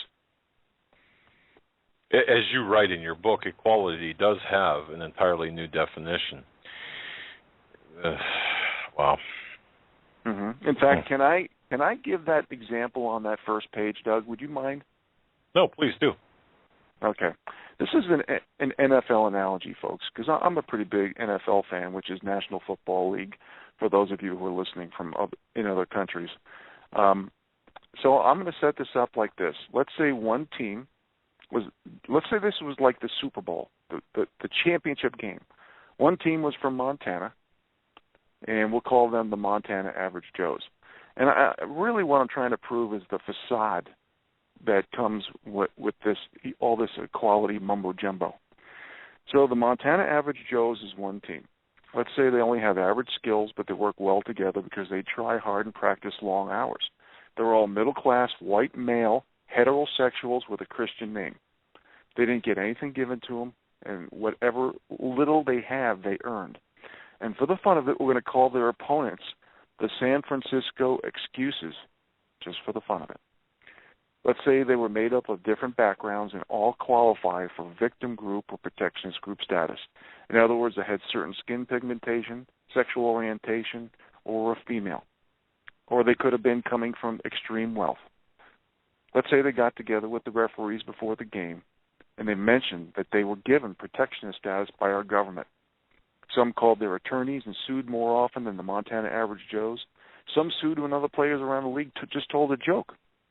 Some sued because the Average Joes got an earlier promotion or a higher paycheck, even though the Average Joes were more qualified and produced better results.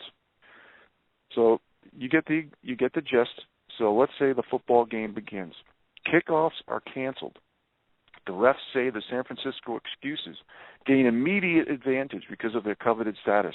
The Excuses, as per the refs, only have to run 50 yards, 50, for a touchdown, while the Montana Average Joes still have to run 100 yards for a touchdown. The game continues, and despite their handicap, the Average Joes lose by only 3 points. Now, these are the questions I'm going to pose to you, folks. Do you respect the San Francisco Excuses for their win? Do you think this creates synergy with fans, players, and owners? Do you think this makes our country better and stronger regarding work ethic and results? Do you think over time the people will continue to respect the game, the players, the rules, and the refs? Do you think that any individual who plays by special rules, laws, and accountability just because of victim group or protectionist group status will be respected? Do you think the NFL would prosper or even survive like it has for the past several decades if we had different or special rules, laws, and accountability for different players and teams? This is why the NFL is so popular, folks, because they choose the best players with the highest qualifications, which puts out the best results. Results in this case are about scoring, speed, coordination, desire, determination, athletic ability, and winning. And I know the term winning is politically incorrect these days. Of course, the answers to all these questions are an obvious no. What's been happening, folks, over the last 40 years is a major lowering of the standards and the rigging of the game. When you create an illusion of equality, you bring down the quality of life for the whole middle class and the whole country. The act of harmonizing the economy destroys every fabric of America and the middle class. And a great example is when the Clinton and Bush administrations, remember they were forcing banks to make liar loans to people who didn't qualify. And then you had this huge subprime mortgage industry that sprang up, and the globalists basically used that as a target in 2008 to take down middle-class equity in the name of diversity and equality because there wasn't enough low-income and minority homeowners. Folks, equality, fairness, tolerance, this is all a propaganda. The people are not practicing what they preach, and they're using this to divide us. And until, it's a means to an end, yes. I'm sorry. Yes. Go ahead. Yes. No, please jump in any time. I know I'm getting a little over-passionate about this, but the word that we need, folks, is synergy. And the poor and middle class need it desperately. Or else your kids will be told what to say, what to do, how to do it, who to do it with, and possibly, if we keep striving for this insane word of equality, maybe even someday where to live.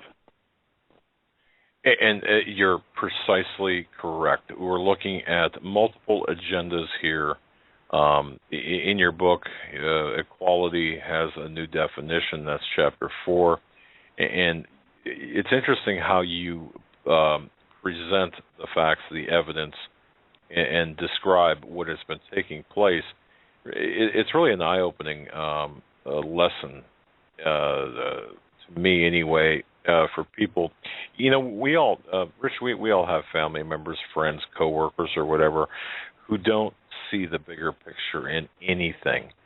And you really have a very nice gift of really creating the big picture here. And the equality, this new equality that you reference, or the new definition for equality that you reference, really lays it out nicely.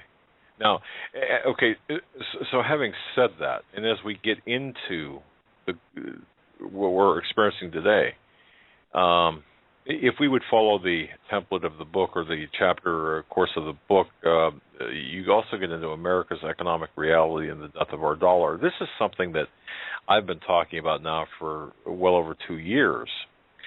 This is now, to me, we are at the precipice of that big red reset button being pushed when all of us, all of the middle class, and poverty-stricken alike are going to be victimized by the thieves, by the Ponzi, by the Ponzi games, the people who orchestrate the games. We're going to be taken down and forced into subjugation based on the devaluation of the dollar. And we're going to have to make some tough decisions. We're going to have to know what to do to get out of the way. The fate of our dollar right now is closely related to the social conditioning which you referenced earlier. Mm-hmm. Where are we at right now? I mean, go ahead. Go ahead. Well, right now, Doug, we are in a stagflation state, which for the middle class is a total disaster, especially if you're on a fixed income or if you're elderly, retired, semi-retired. This is not a good recipe because we have inflation. Why do you think CPI doesn't include food and energy? There's a big reason for that. When you really look at stagflation, all the things that are necessary for middle-class success is being inflated, and everything from home equity to interest for our bank accounts, et cetera, our investments is being deflated. And think about this too, okay? As the BRICS nations continue to discontinue using the U.S. dollar as world reserve currency for trade, especially for oil. And the central banks keep buying around the world, keep buying silver, gold, and other tangible resources. 50% of the dollars, folks, are in the U.S. dollars. The other 50% is abroad, okay, from my research. Now, that being said, when all these BRICS nations, Brazil, Russia, India, China, South Africa, and more, dump the dollar, which is being done as we speak, and the Federal Reserve keeps printing up to $85 billion a month and buying back our debt, which absolutely makes no sense at all. And the Treasury's giving out IOU. I mean, it's like a dark cartoon. I don't mean to laugh here. So the reserve currency abroad, all those U.S. dollars that's been used for oil trade, is going to come back flowing back into the U.S. all at once. What's going to happen when we have an influx of double the amount of money coming in, while at the same time we're printing money like a bunch of drunken sailors in a bar? No matter how you slice it, the dollar is going to be devalued for the middle class. All of the aristocracy, folks, they have golden parachutes. They have bomb shelters. If things go into a race war, which I think the powers that be would love to see the planet depopulated, and I don't care how it's done. I sure hope I'm wrong there. But I personally get my biggest amount of joy is helping other people. Okay, that's my big thing. I mean, I that should be everybody's big thing. So when you see people with hundreds of $millions or billions of dollars in the bank, and all they care about is getting on the richest man's list in the world, or the biggest house list in the world, and they don't want to use that money to help the masses, that should tell you something.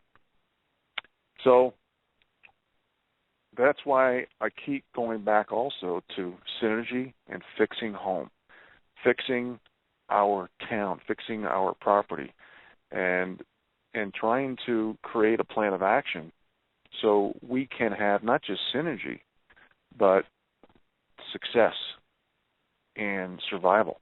Because things are, I just don't see things working themselves out as long as the powers that be are behind the controls. So when all that money comes back, that's going to create inflation. And I know there's a lot of talk about deflation as well, and they're trying to, who really knows what's going to happen, but it's going to be a continued stagflation, which again is really bad for the middle class. And people are wandering in a fog and don't know where to go. And that's why I talk about how 90% of the people in America live in suburban urban America. If we can get just a few people to flow out to the country, grow a garden, have their own animals, create their own, we have the technology to create our own solar arrays and our own alternative energy. I think if we could start thinking for ourselves and helping others, we could just be so much better prepared for what might be coming down the pike. You know, I totally agree with you, and it's very well said.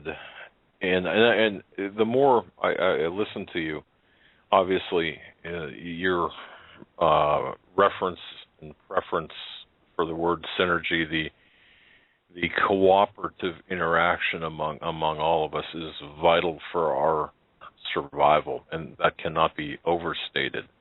We need to really work together. As we see the agenda of the global power brokers take down the middle class, as we see the dollar continue its downward spiral into, devolving into nothing, and we lose our purchasing power. We often tell people, look, we have to have a plan. We've got to be able to move on. In fact, we had a caller yesterday, Ken from Colorado, a good friend of the show. People need to prepare. We need to get out of the way. We need to get out of the way or get hurt. We can't be standing in front of this freight train that's about to strike us. Now, having said that, Rich, you give a lot of practical advice to people, whether they live in the city or the country or the, regardless. What do we do? How do we? Because so many people, we're ringing the alarm bells. We're trying to show people to the exits, but from a practical perspective here, speaking to our audience is hungry for information as to what to do. How do we get out of the way? How do we protect ourselves? How did you do it? And how do we, just how do we do it? What do we do? Well, as a middle class, average Joe, non-hyphenated American citizen, I realize what's the most important things to me. And when you really look at the true and real accurate barometers of wealth, it's time, health, liberty, and freedom. So I asked myself, what could I do regarding my lifestyle that I could help other people, practice what I preach, and hone some of these skills so I can share these ideas and solutions to simplify other people's life. So because of my interests and my hobbies, and again, seeing what was happening financially, economically, socially, and politically in this country, I felt the need to move to a place where the human to natural resource ratio is not too compromised. And on the top of that list, it's not deer or elk, it's not trees, although they're on the list. The top of the list is water, clean, uncontaminated water. And that gives me the opportunity to grow my own vegetables and to keep away from GMO foods. Do you want me to head into, Doug, into gardening and an immune system and things of that nature? Is that...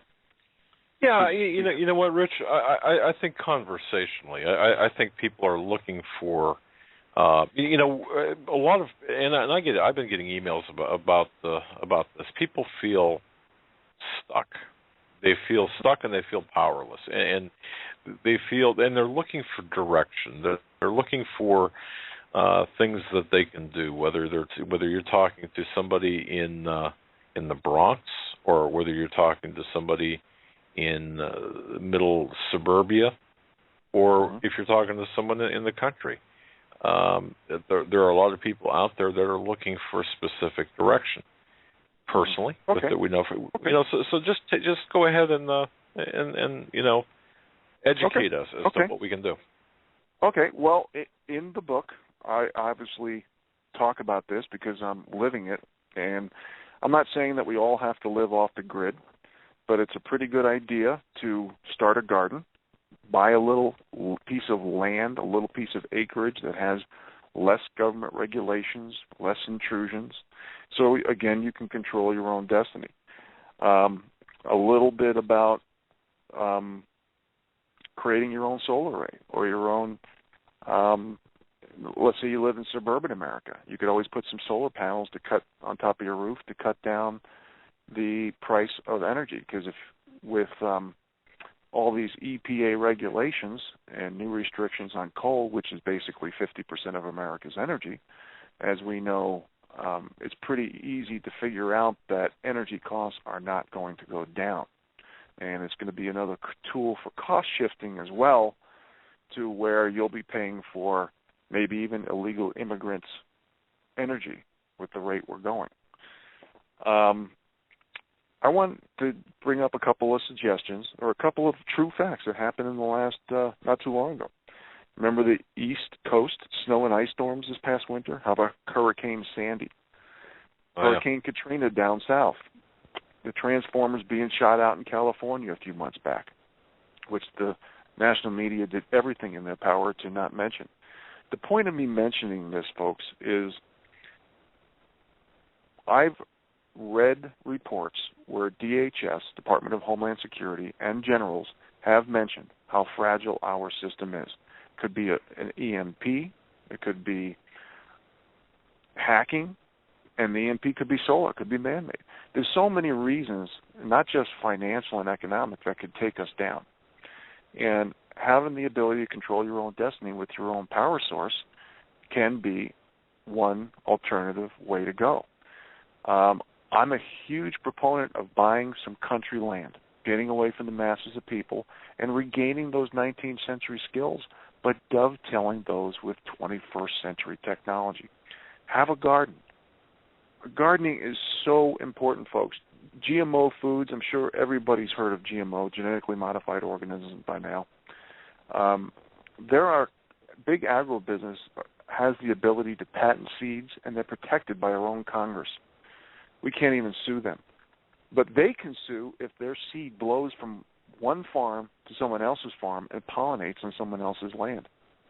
Basically, what they're trying to do is get rid of self-sufficient thinking people, family farms, and what they want to do is make everything big agribusiness so they can control the food source, which is also in every communist manifesto and socialism or communism journal. The powers that be are putting bacteria in the DNA of plants. So if you get any information on your produce and it says in vitro, in other words, in test tube or in the laboratory, turn away from it. They're putting in herbicides and antibiotics. In other words, crops are being injected with poison. For example, Roundup. I don't know if any of you are familiar with Roundup, but basically it's a herbicide that kills anything, and they're putting this stuff in plants. So there's a lot of little things, even if you live in suburban America, you can discuss. And again, you're going to kill me for saying this word so many times, but I need to be redundant on synergy. Synergy, synergy. If you're stuck in suburban or urban America, get together with like-minded neighbors, maybe create some food storage, create barter boards, create situations that commerce can continue for at least a little while if there's some type of a catastrophe. I'm hoping a catastrophe doesn't happen. Again, I'm trying to liberate and give options for the middle class. I am the last person that's going to throw my towel in the ring and say this is an end of time. But we need synergy. And everything they're doing with this manufactured perception, manufactured pity, disenfranchising different groups, having a special tiered system of special rules, laws, and accountabilities, this is all dividing us. And we need to drink an antidote and stop being drunk on the Kool-Aid of political correctness. And if we could do that as a people, I think we could really create a game plan, because the rules, the regulations, the restrictions, the lack of trust where people don't even want to talk to one another is going to be our own demise by the elite. So do a garden, maybe some solar arrays, create social networks, food storage, water storage. Water is so important. You cannot grow crops. You cannot feed your animals. You can't do anything without water. So I'm a huge proponent of not just aquifer water, but be in an area where you have some decent surface water as well, where you can catch a fish, harvest the water with a bucket if you had to, whatever it takes. And when you look at all the chemicals in city and municipal water, it's not just fluoride and chlorine. There's a lot more stuff in there as well. And this stuff is not making us healthy. And when you look at, let's look at the immune system, folks. The immune system deals with 6 major things. Inflammation, which for someone like me who has spinal stenosis and nerve damage, and I was working that way for 7 years as a pharmaceutical rep because I couldn't go as a part-time job share, I got to the point it was so bad I couldn't even I could barely wear my fly fishing vest. I was in so much pain. I couldn't do 1 push-up, but just so you know, folks, I could now do 7 push-ups. So I'm building myself back, and I am not giving up. But the immune system deals with inflammation, circulation, allergies, infections, detoxifications, and the prevention of cancer and tumors. What we really need to do is work on our immune system. And what's with all the junk that's in our food, our water, our air, it's really destroying us as our homeostasis in our bodies. And we need to start thinking outside the box and make more progress in that arena. And the powers that be, I really feel they don't want us to be healthy. In fact, If you look at let me back up here. GMO foods should be labeled in America. It should be unacceptable that what I just said about GMO foods, which is proven to cause cancer, organ failure, and DNA changes, should not be labeled. We need to concentrate. Let me stop you. Let me stop you there. It was my belief, or it's my belief, aren't GMO foods or anything genetically modified? Isn't it necessary? Isn't it required that they're labeled as such in the grocery store? No, not in America. In other countries, they are. In America, they would not do that. When you buy anything, like when you buy a seed, folks, if it's not heirloom or open pollinated, that's not from nature's God. That is basically from the laboratory, from in vitro, from test tube. Even if it's hybrid, these companies are being bought by big agribusiness like Monsanto and more. And I have lists of what companies they're buying. You don't know what you're getting. You go to the restaurant, the store, you don't know what you're getting. I mean, how many times have you seen people who've gone to grocery stores or restaurants getting salmonella, listeria, or E. coli? I'm not trying to frighten people here. I'm just trying to be realistic with the facts. Back in 1900, folks, 1 out of 60, that's 60, died of cancer. Today it's 1 out of 2. 1 out of 2. Who's standing beside you or behind you right now? So because of this plague, we need to concentrate on nutrition especially, but also hydration, exercise, and sleep. And we got to try to avoid being exposed to the chemicals in our food, water, and air. Even when you grow a garden in urban, suburban America, or most of America, our soil has been commercially and chemically beat to smithereens, folks. There's no nutrients in it. Minerals and vitamins come from the soil. So if you have a little bit of space on your property, start a compost pile. Every coffee ground, every radish top, every eggshell, everything that's biodegradable and organic, throw in the corner. If you have chickens or goats or any animals, rake up that straw laced with poop, put it in the compost pile. These are all nutrients that goes into the food. When you go into a supermarket, you're buying pretty food that's colorful, but you don't know what you're getting. It could be GMO, could be hybrid, could be chemically put together. And I'll give you an example. A lot of our potatoes in America are sprayed with chemicals to slow down budding shoots and rot. Plus, a lot of them are radiated. And what that basically does is destroy all the vitamins and nutrients. And federal law protects potato farmers from revealing this information.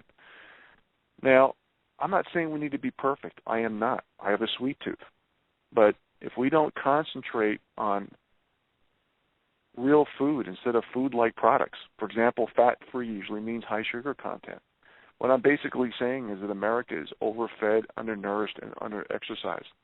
And what I try to do is concentrate folks on immune stimulants versus immune suppressants. For example, the most common immune suppressant example is sugar.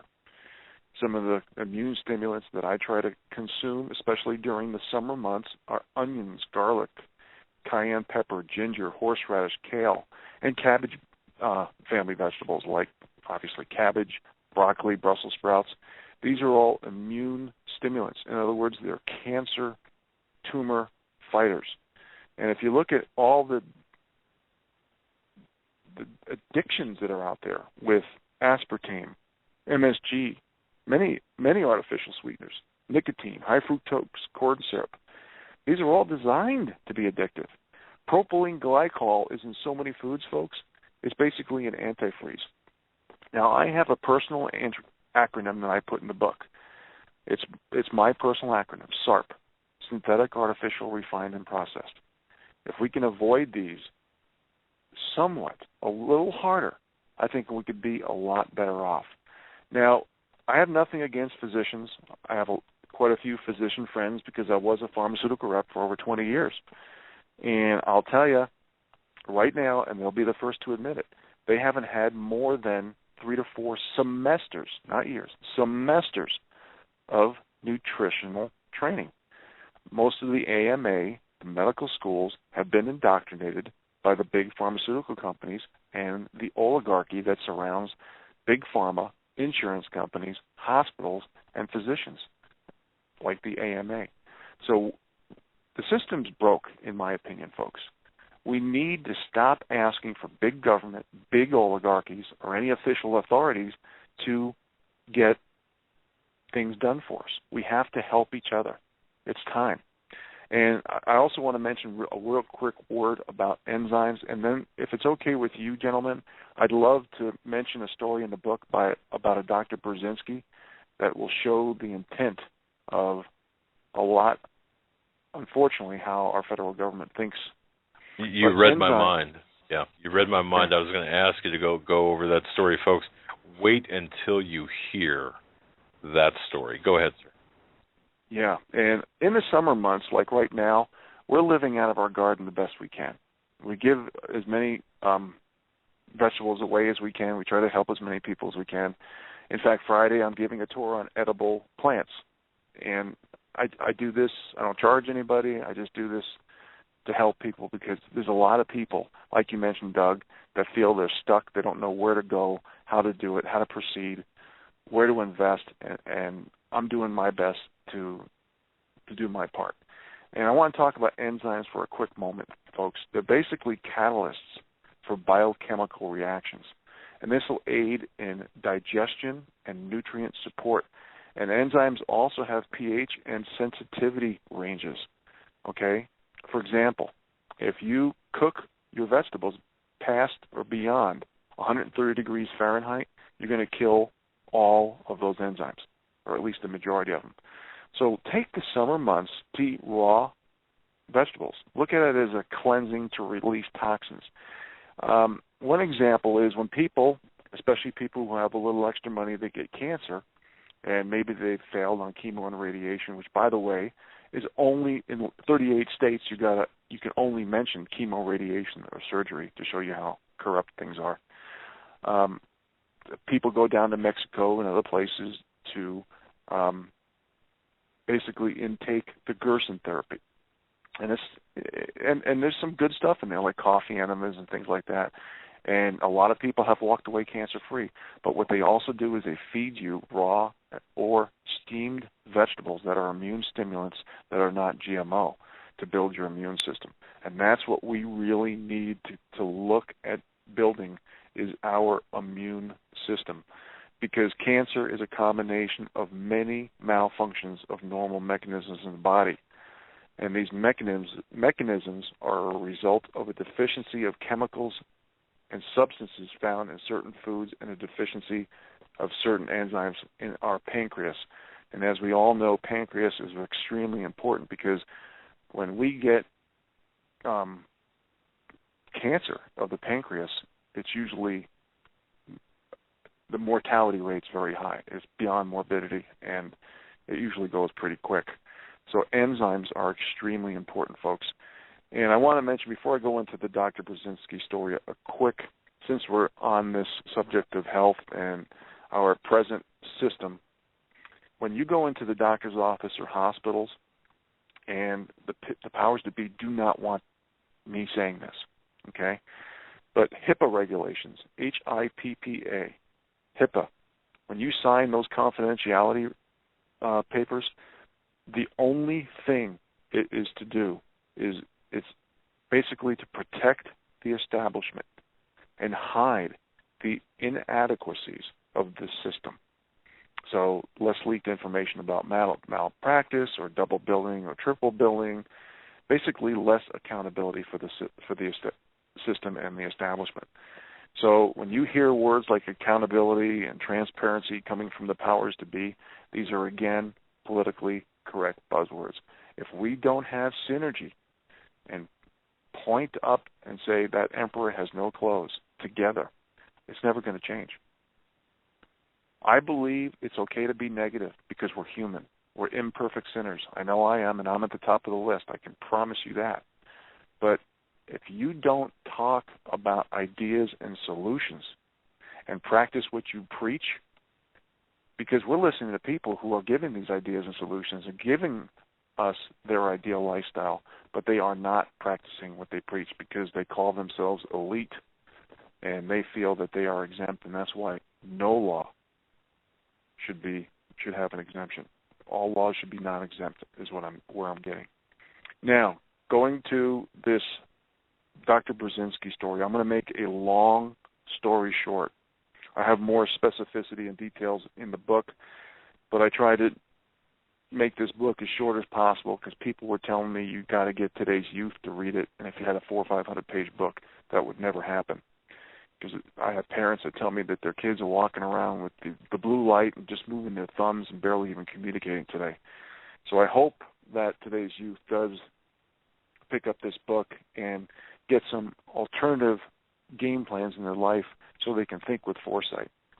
Now, Dr. Brzezinski went through 15 years of hell as a biochemist and a physician, and he was treated extremely unethically by the FDA and the National Cancer Institute, which, by the way, our taxpayer dollars goes on average at $10 billion a year to basically cancer research to cure this plague of the 21st century. Well, long story short, the 15 years of hell that he went through was he was being raided by the FDA, he was being fined, he had threats of imprisonment. The taxpayer dollars spent $60 million to basically chastise him and try to ruin his credibility. He was curing people of cancer, folks, all over the world. They were coming to Texas, and he was curing these people. And because he didn't go through the system and they were unapproved, and the fact that he was curing cancer, the powers that be did not want that. Now, I've got to mention something that I want to tie a couple of things together here. The National Cancer Institute, just like the FDA, is part of the U.S. Department of Health and Human Services. Okay, is there a light coming on, folks? Because this is where Kathy Sebelius used to work. This is the department in charge of Obamacare. Okay? All right. So Dr. Brzezinski basically created what he called anti-neoplastic therapies. And he finally agreed because they raided him, they stole so much of his data, they gave him 15 years of hell. He finally agreed to let the NCI, the National Cancer Institute, do some research with him. Well, as it turns out, they were using doses that were so therapeutically non-efficacious, they were done intentionally to destroy Dr. Brzezinski's credibility. Now, think about that, folks. We have a department that knows of a cancer cure that tried to use your taxpayer dollars to discredit this man who was curing cancer. Oh, okay. How were they doing it? They were using lower doses of. Go through that again, if you don't mind. Yes, the National Cancer Institute was using doses that were so small they were therapeutically non-efficacious, and the whole intention was to destroy Dr. Brzezinski's credibility. So, I want to mention one other thing too, folks, that progress that we've made with new diagnostic equipment and removing tumors through surgery and diagnosing cancer earlier. Over the past 50 years, there has been no increase in survival time for cancer victims. I'm going to repeat that. Despite all the progress we've made by removing tumors with surgery earlier and diagnosing cancer earlier, there has been no increased time for cancer victims for the last 50 years. Basically, we're treating the symptoms like the tumor and doing nothing to prevent the spread of cancer. In other words, cancer has been dubbed a cash cow by the elite for the research companies and pharmaceutical industry. And, folks, this is why I say we have really, as a culture, especially regarding health and nutrition, abdicated our responsibility to contribute to the future, and not just in health but in finance. And we need to start educating each other. We can't wait around for big corporations and government entities to do it for us. This begins with us at home as free-thinking individuals. The state is broken, and we need to help one another, because the biggest joy in life is really helping other people. If there's one person listening to this show or reading this book, and I've made a difference in their life, it's made me have a great day. And that's what life is all about. You know, that's exactly how we feel as well in providing this program. If we're able to help someone, just one person, through the information that we pass along, if they take that information and share it with someone else, or act as a conduit, or they themselves are helped, we feel that we've done our job, just that one person, because that's how it all starts, one at a time. Rich, we're up against the top of the hour. Hold that thought. Amazing to think, and sinful. It's just, you know, there's no family, I don't think, listening to this, no person listening to this that has not been touched by cancer in one way, shape, or form, and we're seeing it as a plague, and I believe to the joy of the very people who are the controllers of everything. Folks, you're listening to a very special Wednesday edition of the Hagmann and Hagmann Report. Edition on this Wednesday, July 16th, 2014. Tonight, our guest, Rich Sheben, author of One New York Man's Journey to Off-Grid Living in Montana. His website is offgridmontana.com. You can get his book there. Also go to homelandsecurityus.com to link to his site and to find his book. This is our third hour of already great 2-hour interview, our third and final hour. And Rich, I'm going to turn it back over to you and let you come out swinging. All right. Well, I want to tell your listeners, we didn't go into this part in a lot of detail, but I want to tell people that how we live. Me and my girlfriend, Karen, we live in a log cabin, which is, the picture is actually on the front of the cover. And it's basically a shell. There's no interior rooms. It's just a big shell for easy heating. We heat our cabin with an Amish wood cook stove, and it has an attached 24-gallon hot water reservoir that I plumbed and just put a valve on. And I will walk a bucket of water over to the clawfoot tub, and that's how Karen takes her baths. And I take my showers with a camping solar bag that you can buy at $15 at any camping hunting store. We have no interior pipes, no hot water heater, no pressure tank. We do have an outhouse. I'm sorry. Where do you get hot water from then? Well, from the Amish wood cook stove, from our fire, and during the summer months this time of year, we have a propane camping stove out on the porch, which we call our summer kitchen. And we have no freezer. We have a very small refrigerator that's waist high we keep in the basement. And it's a sun frost, so the compressor very rarely turns on because it's on the top of the refrigerator. So when it does turn it on, the heat doesn't dissipate through the box like a lot of American fridges. We can most of our food. We harvest edible and medicinal plants. We grow our own produce, at least 90% of it. We hunt our own meat, catch our own fish.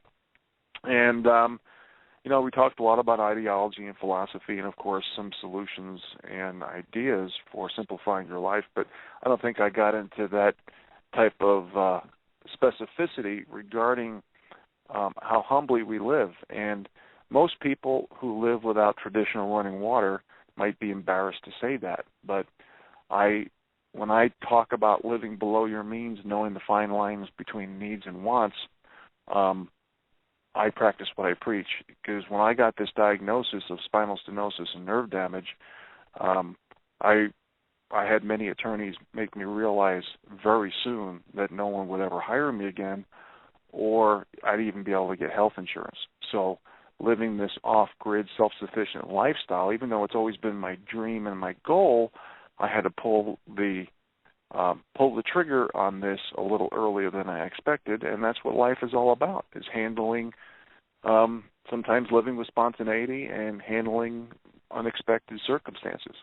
So I want to make everybody realize that anybody can do anything. And even though I was born and raised in the metropolitan area of New York City, I feel it to be a privilege to be able to live like this with no running water. The indoor toilet we have, the one indoor toilet we flush with a bucket of water. We mostly use an outhouse. And we have some great animals that, again, we look at it as a privilege to take care of. We have a barter relationship. We consummated a deal where we give them food, water, and shelter and protection, and they give us things like eggs and meat and milk from the goats, and Karen makes homemade cheese. And just in the last few days, we've picked currants, we've picked service berries, rhubarb, and we're making wine out of all of them. We make our own homemade wine. And it's a very simple life. It's a wonderful life, and it really gets us back to the 19th century skills that I feel has been lost in this country. But it creates a balance in life, folks. I truly believe in hard work, but as I shared with you in the example earlier in the show, hard work, proven results, qualifications, principled diligence, tenacity, even though they should be the criteria for getting a job and keeping a job, they're meaningless every day because it depends on what group you're in for getting a job, keeping a job, and even suing today. So I believe in hard work, but the balance in life I'm talking about should be a passion for your time, for your interest and hobbies, which is basically you need the time to do it. The old with the new. For example of the old would be gardening. New would be today's technology, because I have a PC right in front of me. I have my solar array, which is 21st century technology. A balance could be a life between part of your life living in the city and part living in the country and enjoying nature. A balance could be spending and saving. It's up to you how you create that balance in life, but it's so important that we do create that balance. And we create options. We create plan Bs and plan Cs and have alternative lifestyles. Because everything that we thought we knew about America is changing, our culture, our traditions, our heritage. And we need to get back to being thinkers again and not just being followers, because the powers that be are obviously, through many examples and evidence that I've shared tonight, are doing everything in their power to trip up the middle class and create this aristocracy. You know what, Rich, after talking with you earlier today and looking through the book, and people might say, well, my goodness, that's way too extreme for me, your lifestyle. I could never live like that. And I have to admit, I would be very hard-pressed to adhere to that kind of lifestyle myself, unless, of course, forced to by some external forces or event. Now, having said that, you're not necessarily advocating everyone to do that. What you're saying is, this is what I'm doing. However, there are different degrees, different ways, different various aspects. I mean, you don't have to go all the way to the extreme what you're doing. You can take all or part of that. As one example, and this is something that a lot of people can relate to, the gardening aspect of things. My wife and I were talking about how to grow our own vegetables, and we don't have a lot of room. We really don't have a lot of room. But you point out where you can create very methodically and very the way how you garden, for example, is interesting. If you don't have a lot of space, you can still do it, and the canning and so on. So there are various steps without having to go to the extremes that you've gone willingly. And I will say this, and I'll turn it back to you, that ladies and gentlemen, there might be a time where we might not have that choice, or where we'll be forced to live in that extreme. Perhaps temporarily, until the rioting and social unrest and everything subsides and we get things back to normal, or what we perceive today as normal, or in the event of some catastrophic major event, it might be a while. But it's better to do it willingly and to learn how to do it properly than to be caught off guard and by surprise, isn't it? Absolutely. In fact, I call gardening, Doug, a recreational necessity. Yeah, I want people to realize that I'm not living this way because I think there's absolutely going to be a crapper hitting the fan scenario. Again, I'm trying to do everything to prevent an end-of-time scenario. I'm trying to liberate middle-class America. And that's why I'm being vocal, and I wrote this book, and I'm doing radio shows all over the country because I don't believe in giving up. And, for example, gardening. My raised bed gardens are only 1/10 of an acre if you combine them all. Just 1/10 of an acre, and I grow 90% of my own produce. And if we grew more root crops, I could probably grow 100% of our own produce. But we like the variety of all the things we get. We grow 25, 30, 35 different species of vegetables every year. Now, I chose to do raised beds, folks, because when you do raised beds, you don't walk on the soil, so you don't compact it as much, but your nutrients don't leach out. So when you put in your straw laced with poop or whatever compost you use, all those nutrients stay within the boundaries of the raised bed. Plus, if you're in a northern climate, the soil will warm up quicker and stay warmer longer into the fall, which gives you, as far as germination and growth of producing your fruit, it's going to create a better yield. So that's my thinking there. And the space aspect of that as well. Again, as somebody who has really a limited amount of space myself, the raised bed aspect of gardening appeals to me because we could get more product for with less real estate. Absolutely. Okay. All right. So all of this, and ladies and gentlemen, this. I suppose if there's nothing else tonight, I mean, if there was nothing else you walked away with from tonight, is to me, and this is very well spelled out in Rich's book, but I think that we have to change our way of thinking. And wouldn't you agree with that? I mean, we've got to change our way of thinking while we still can, and instead of being in the defensive posture and holy, what scenario. Let's do things now so when we're forced to, or I don't even know, but when necessity requires us to do certain things that we wouldn't normally do, it's not such a shock to our system. Well, and I want you to think about it this way too, folks, and I totally agree with what you said, Doug. It was very well put. But let's say me, Doug, and Joe were giving a lecture right now to, say, 250 people.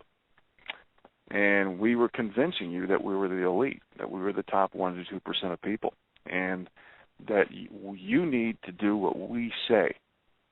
And you have to eat GMO foods because we're not going to label them as GMO foods. And we're going to dub cancer as basically a cash cow.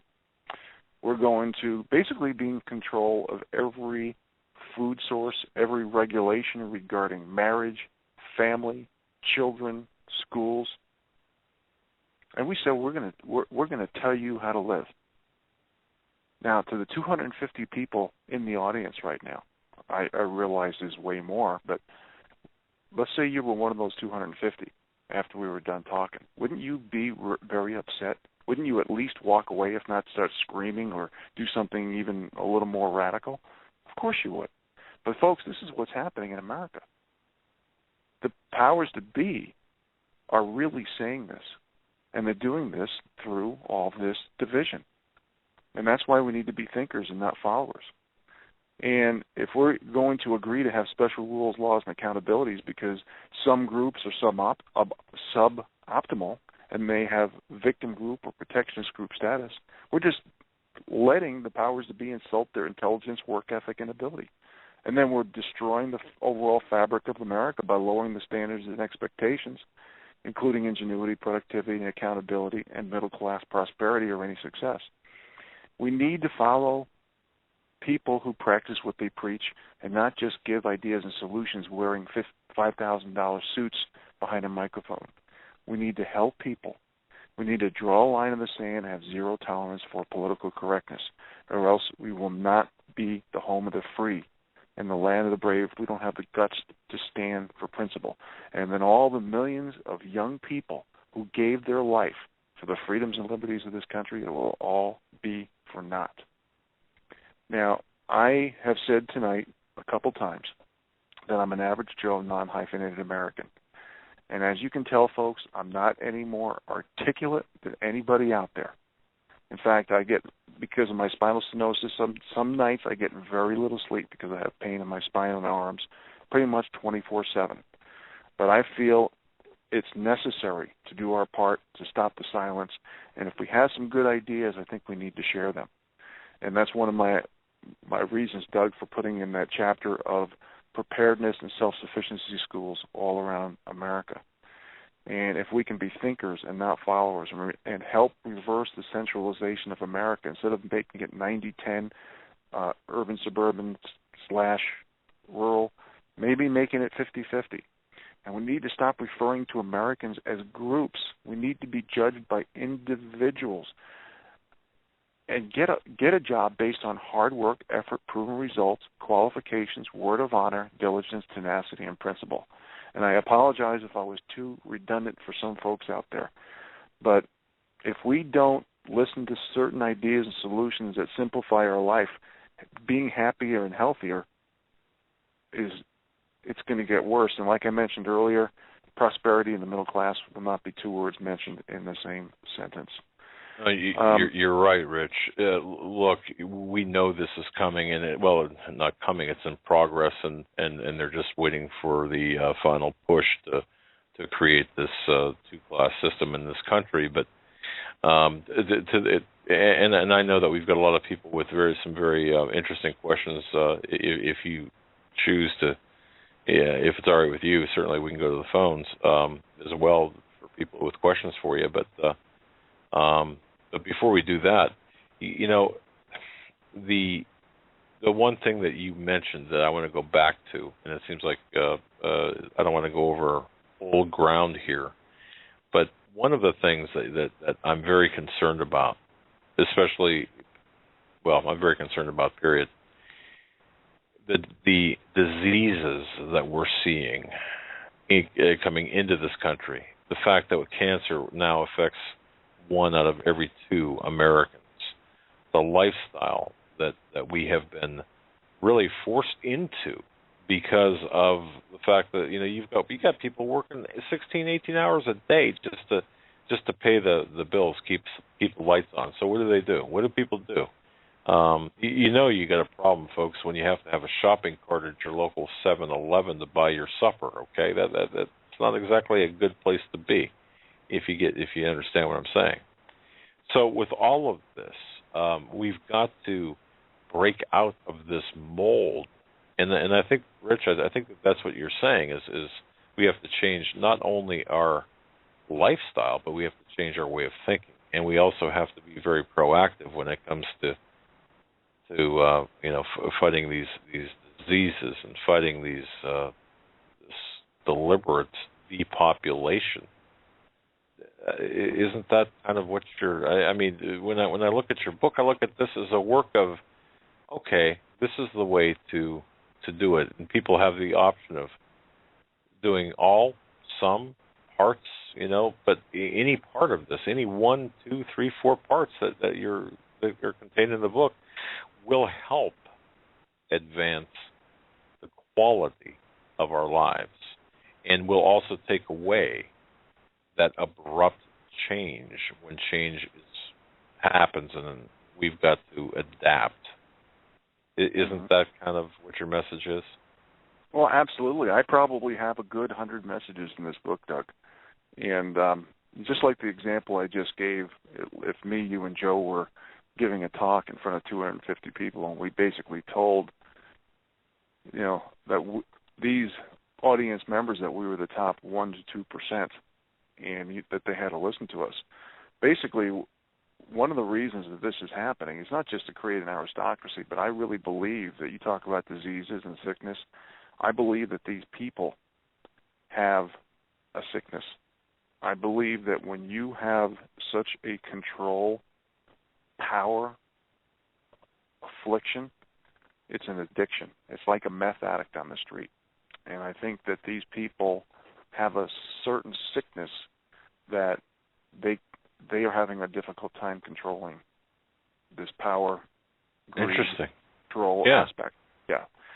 And that's if you've heard our program, that's a demonic Luciferian inbred thing that we talk about. This really evil. One thing, Rich, I got about 15, 20 emails here asking me, and I got to ask you this. Sure. Go ahead and shoot off some. Yeah. Yeah, I got to ask you this. This is a good point, and this really, if as an investigator, I'm looking at these questions, and I'm thinking these are very good questions, and I want to know why. I want to know why George Soros is cancer-free. I want to know why Zbigniew Brzezinski, at his age of dust, is as vibrant as he is without disease, apparently. Now, look, these are it's an amalgamation of emails, and I may be totally off. I mean, these people might be deathly ill. Who knows? But the fact is, I just lost my mother-in-law to a cancer that was so aggressive that in 1 month she went from independent living to death, and from diagnosis to death. Cancer was a week, and you're telling me that there are treatments, if not outright cures, for cancer. And then we look at the royalty out there, and we know with few exceptions, who appear to live to this ripe old age without any physical or mental impairment. While my father-in-law, for example, at his age, he's 80 years old, physically healthy, but is suffering from the throes of Alzheimer's and dementia, and it's aggressive, and it's. So I'm wondering, as these emailers are wondering, what's going on here? Do they have the cures and they're not sharing? Is that what's going on? Well, that's something that they will never have proof for, because that information is being controlled by the elite and the oligarchies. But you mentioned, like, for example, dementia and Alzheimer's, and there's Parkinson's. There's a lot of neurological diseases out there that have basically gone up 100-fold because of all these drugs that were taken. And, for example, statins, which destroys the myelin sheath regarding cholesterol. That's another reason for all of those diseases. In fact, I was reading not too long ago, folks, and I've quoted this in other radio shows, America's 5% of the world population, approximately, give or take. We use 50% of the big pharma prescription drugs. And we're not even close to being the longest living. Oh, man. Yeah. I didn't hear that. I've never heard that statistic before. Yeah. And because we talked about cancer, I want to mention a couple of tidbits to your listeners, too. Vitamin D3, David 3, is probably the best single vitamin out there to prevent cancer. One of the best spices that fights cancer is turmeric, and vitamin B, like B17, which is another name, Laetril, and B12. They're all good cancer fighters.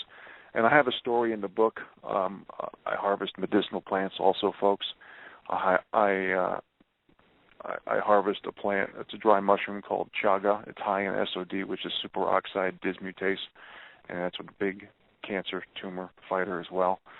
So there's a lot of little hints in there. I'm not saying that you're never going to get cancer. I'm just saying that hopefully some of these behaviors and lifestyle changes might prevent you from getting cancer earlier in life. And if you look at the morbidity and mortality rates with today's youth and children, these cancer rates are unacceptable. Now, I'm not a proponent of living in a bubble, because then the first virus or bacteria that comes your way will kill you. You do need to be around people and get sick. That's how you build your immune system. But that's the key, is building our immune system. And when we eat food-like products, folks, we are destroying our immune system. We need to build it. And we need to do it with vitamins, minerals, enzymes, and eating a little better. We need to try a little harder and not give up. And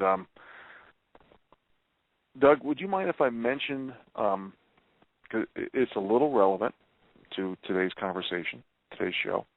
Remember my time machine scenario I shared with you earlier this afternoon? Yeah, please do. Go ahead. Okay, thank you. Let's say, folks, that we met 30 years ago, okay? And it was 2014, so let's say it was 1984. And I came back in a time machine. And I had the time machine right next to you. I actually convinced you that I came back, and you believed me.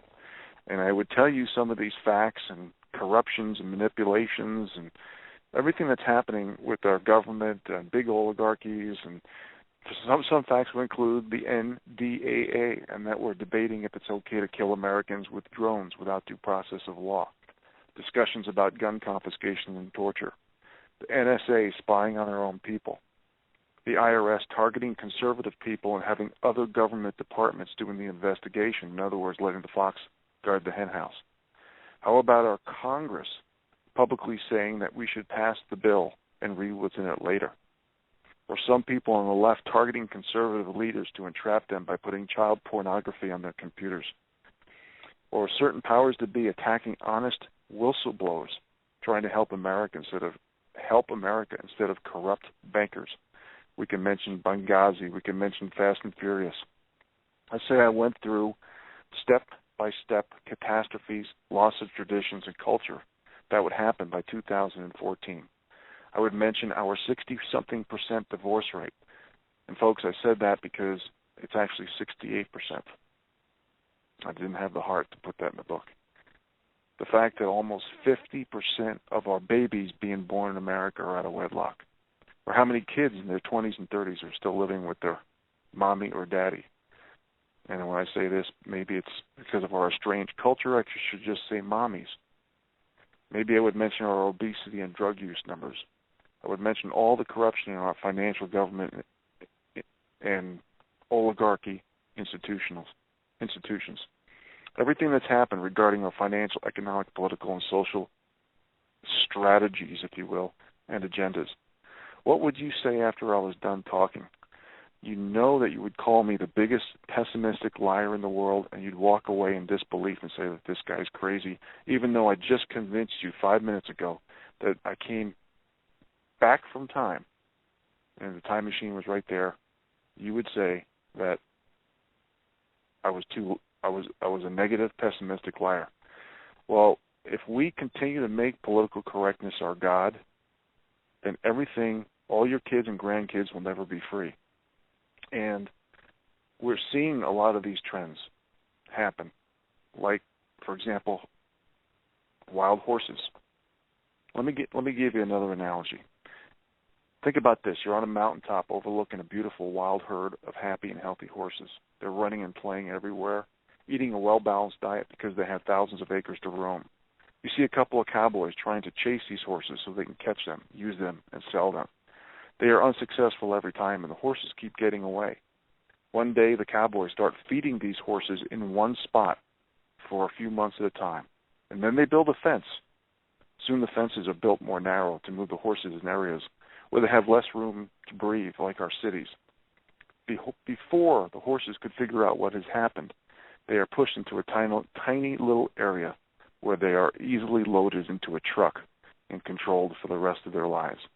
The question is, will these horses ever be able to control their diet, recreation, exercise, or occupations ever again? And this is why, folks, we need to draw a line in the sand and have zero tolerance for political correctness.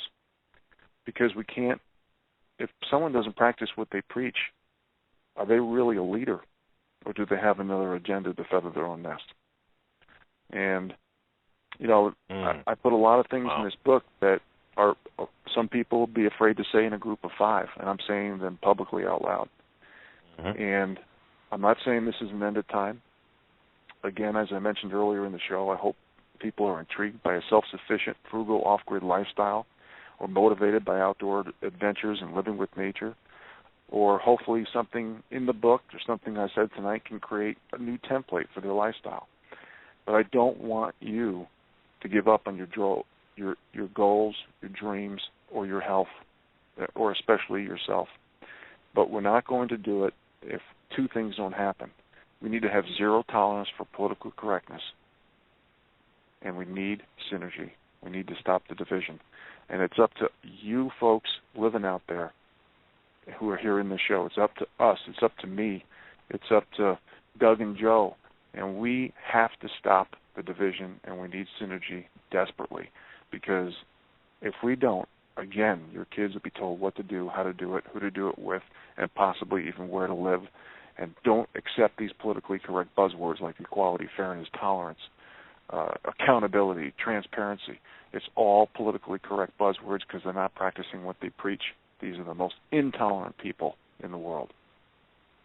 You know, people. You're exactly correct, and people are too afraid to speak up, speak out, stand up, and say, "No, not today, not me." And this is enough. And we are those horses that you referenced, and the fences being built and narrowed are the laws, the administrative actions, the rulings. And you know what, Rich? The ruling elite are laughing at all of us because we are being led like cattle to the slaughterhouse. And you know, Steve Quayle talks about this a lot about about us being cattle, and I do believe that perhaps cattle have a better sense of what's at the end of that chute than most Americans or most people in the West do. So you're absolutely correct, and you do make a very good folks. His book extremely valuable in terms of getting us, getting all of us to think differently and to look differently. You know, people say, again, I go back to this. Well, you give us all this bad news, but you don't tell us how to fix it. Well, here is an instruction manual, if you will, of how to fix it. Having said that, a lot of people will look at it and say, well, I can't do that. That's a mind problem. That's a mental problem. Sure you can. You know, you can take baby steps if necessary, or take adult steps, but just take the steps. Release the bondage and shackles. And, in so doing, also expose the people behind the curtain to others. And if you can't do it, find others who will help you. There are plenty out there. Rich, I got to tell you, man, it's been a very interesting show. I know it's kind of a marathon when we do these shows, and you really get into a lot of information. Joe, I know that we talked earlier about perhaps sneaking in a couple of telephone calls. I'm not sure if people have lasted on the line. I know we had a bank of callers earlier, but yeah, we have a few calls. Rich, you want to take a couple of pointed calls here? Or? Oh, you bet, absolutely. All right, buddy. All right. We'll start with a caller from your neck of the woods, Rich, from Montana, 406 area code. We're coming to you now. You're live on the Hagmann and Hagmann report. Hello, can you hear me? Yes, we can. Hello. Well, I identify very much with you, dear brother. I'm doing the same thing you are, and I live in the same state you do, and we're living off the grid. And living on a spring and have the solar panels. We use 113-watt bulb in the middle of winter, and that's all we can use. But we're doing the same thing you are, and I just really am moved by what you're sharing. It's been on my heart, too, for a lot of people in this nation or in the middle of these big cities, and I think they're in a very vulnerable place. And well, I have a very small system caller. I have only a 675 amp hour system, which is very much near the small systems for solar arrays. And we feel that we live a little more rugged than most people, as I described earlier in the show. But we actually are having fun living this way. And so it humbles you, and it gives you an opportunity to help others and teach others. And you'd be surprised how little we really need to survive. Absolutely. When you get rid of the blue lights and all the distractions. Yeah. For 15 minutes ago, my wife pointed out that there were 4 bears in our yard, and that's kind of normal. But you can walk out our backyard and go 60 miles without crossing a road. But we felt very strongly because of the hour we're in that this is the way we wanted to live and to live simple, and we don't have electricity or telephone, and we're off the grid and live pretty simple. But I really wait a second. How are you calling if you don't have a phone or electric? I have a cell phone. Is all I have. I mean, we're not hooked up to the line. Like we can't have a computer or anything. Not that I think I'd want one right now. But gotcha. I've called in a few times with you guys. But sure. Yeah. But anyway, I noticed that when Fukushima went off over there in Japan, an interesting thing, there was no looting afterwards. After a great crisis like that, and yet in the States, in the big cities and stuff, if they have so much as a power outage, within a day they're looting and robbing and terribly vulnerable. Yeah, and that has a lot to do with our culture because, as I mentioned earlier, we're being distracted, dumbed down, and divided as the American people. When you don't have synergy and you only have division, things like looting and a lot worse is going to happen. Absolutely. It was interesting to me. I used to talk to the old-timers that were in the Depression, and some of those guys say it was nothing in those days for a man to split a cord of wood for a meal. They had strong work ethic, they had strong character, strong family ties, strong morals, and all of that is disintegrated pretty much. Nowadays there's not much to hold it together. Yeah, I know of old Montana families. I've been here 28 years now in Montana. I know of some older families that went through the Depression, and they didn't even know there was a depression because they hunted their own meat, they raised animals for food, they grew their own produce, and they just lived frugally. That was just their lifestyle. And during the Depression, they had no idea. Yeah. Interesting. We have a dear friend that was in Greece when the Nazis came in, and at that time you could buy a house in Athens for 1 bag of wheat that you could hold in one hand. And just when it all came down, there was the people in the country were eating, some of the plants they knew about and had a fig tree or, a goat, a few things to get by with. But people in the city didn't have any clue, a lot of them. They just weren't used to knowing how to do a lot of things that are useful. Absolutely. Yeah, I agree. And in fact, one of the stories in the books in the edible and medicinal plant chapter, folks, my grandmother was in a concentration camp for 20 years. And the only reason she survived is because she knew how to eat edible and medicinal plants. Yes. That's real critical. There's a lot of amazing things around us. They said an old farmer or a guy that knows a lot about herbs and stuff, he said the Donner Party could have done okay if they knew all that was available just in a pine tree. A person could live and get by okay. I have about 50 edible plants on my property because I've inventoried them just on my property, and 10 of them are edible berries. And I could. I even make a comment. I was on a radio show a few years ago, and the biggest awe that I received was the fact that I said that for 6 months out of the year, at least, you could walk behind me with a bottle of salad dressing and I can keep you fed. That was such a mind blower to so many listeners around the country because they basically are so dependent on today's supermarkets, which if we had an EMP, folks, or there was an economic or financial catastrophe, anything, these supermarkets are holding 3 days of food.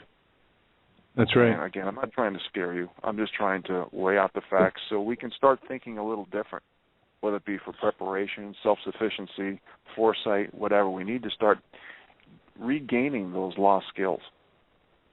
Amen, and thank you, caller from Montana. We're going to jump to another call. We're going to go to, I think, a Skype caller, 661 area code, either California or Skype. You're live on the Hagmann and Hagmann Report. What's on your mind tonight? Hi. I was calling about salvestral, and the one thing I had a difficult time with is the organic food that's actually sold in the market, when you don't have the ability to grow your own. It's very expensive. And so I was trying to get a grip on, excuse me, I have a frog in my throat, perfect timing. But I was trying to get a grip on, why is it so important to eat natural food or organic food? And I found out that the plants themselves, just like a mother breastfeeding her child, gives that child all these different immunity or natural ability to fight off any disease. So it's much better to breastfeed because it has it helps the immune system. Well, I think it's really important that people understand why it's so important to not eat food that has had miticides, pesticides, and herbicides, because this one man, and I don't have his name, but he was, I think, in Europe somewhere, and he came up with this, and if there's some sort of, and I'm not a scientist, but there is some sort of a scientific number, letters with numbers that they give that they assign to this one element that's in the body or that reacts with the body when food is eaten. But the name of it is salvestral. It's SALVESTROL, and that's what they call it. So what that means and what that is within the plant is that the plant itself has its own immune system. And if it's not allowed to fight off, any of the different pests that might come or any of the different mites or whatever it is that they're sprayed with so that they don't have to fight that and they'll bear bigger and better fruit or bigger and better vegetables, they won't have this natural plant immune salvestral made within the plant. And what it turns out is that salvestral actually will kill all cancer cells. So by taking away the natural immune system of the plant by spraying it and putting pesticides and miticides and all that on the plant, you're taking away the necessity of the plant to actually develop the salvestral, and that this man has come up with has been one of the major causes of the increase of cancer. So when I found that out, I was so shocked at how simplistic even the idea is, of course, because in the 50s and 60s, they started in with this campaign of, not breastfeeding, right? It wasn't popular for a lot of women to breastfeed. You were far better off. It meant you had prestige or whatever if you actually bought your child milk and didn't breastfeed. And we've gotten back into breastfeeding over the last, 20 years heavily. But anyway, I thought that was interesting. And the other thing that I think is interesting is that on death certificates, and I don't know where statistics come from as far as cancer and how many people actually, what the percentage is of people that die of cancer. It's like you were talking about divorce rate. You didn't really want to say 68, but it is 68, not 60. On death certificates, if somebody's had cancer, like my father, he had lung cancer, but his actual cause of death was that his heart finally gave out. So on the death certificate, cancer is not even in any of the governmental statistics whatsoever. He died of a heart failure. Well, and they've also been using the phrase failure to thrive as either approximate or a direct cause of death, even in place of cancer. So they're messing with the cancer statistics as well. Mm-hmm. Just as an FYI. But going back to your original point, caller, Rich, have you heard of this Salvestrol? I have not, but there are a lot of I don't know if it's classified as an amino acid or a protein. You know, enzymes usually end in ASE, like amylase and beta-lactamase, xanthine oxidase, stuff like that.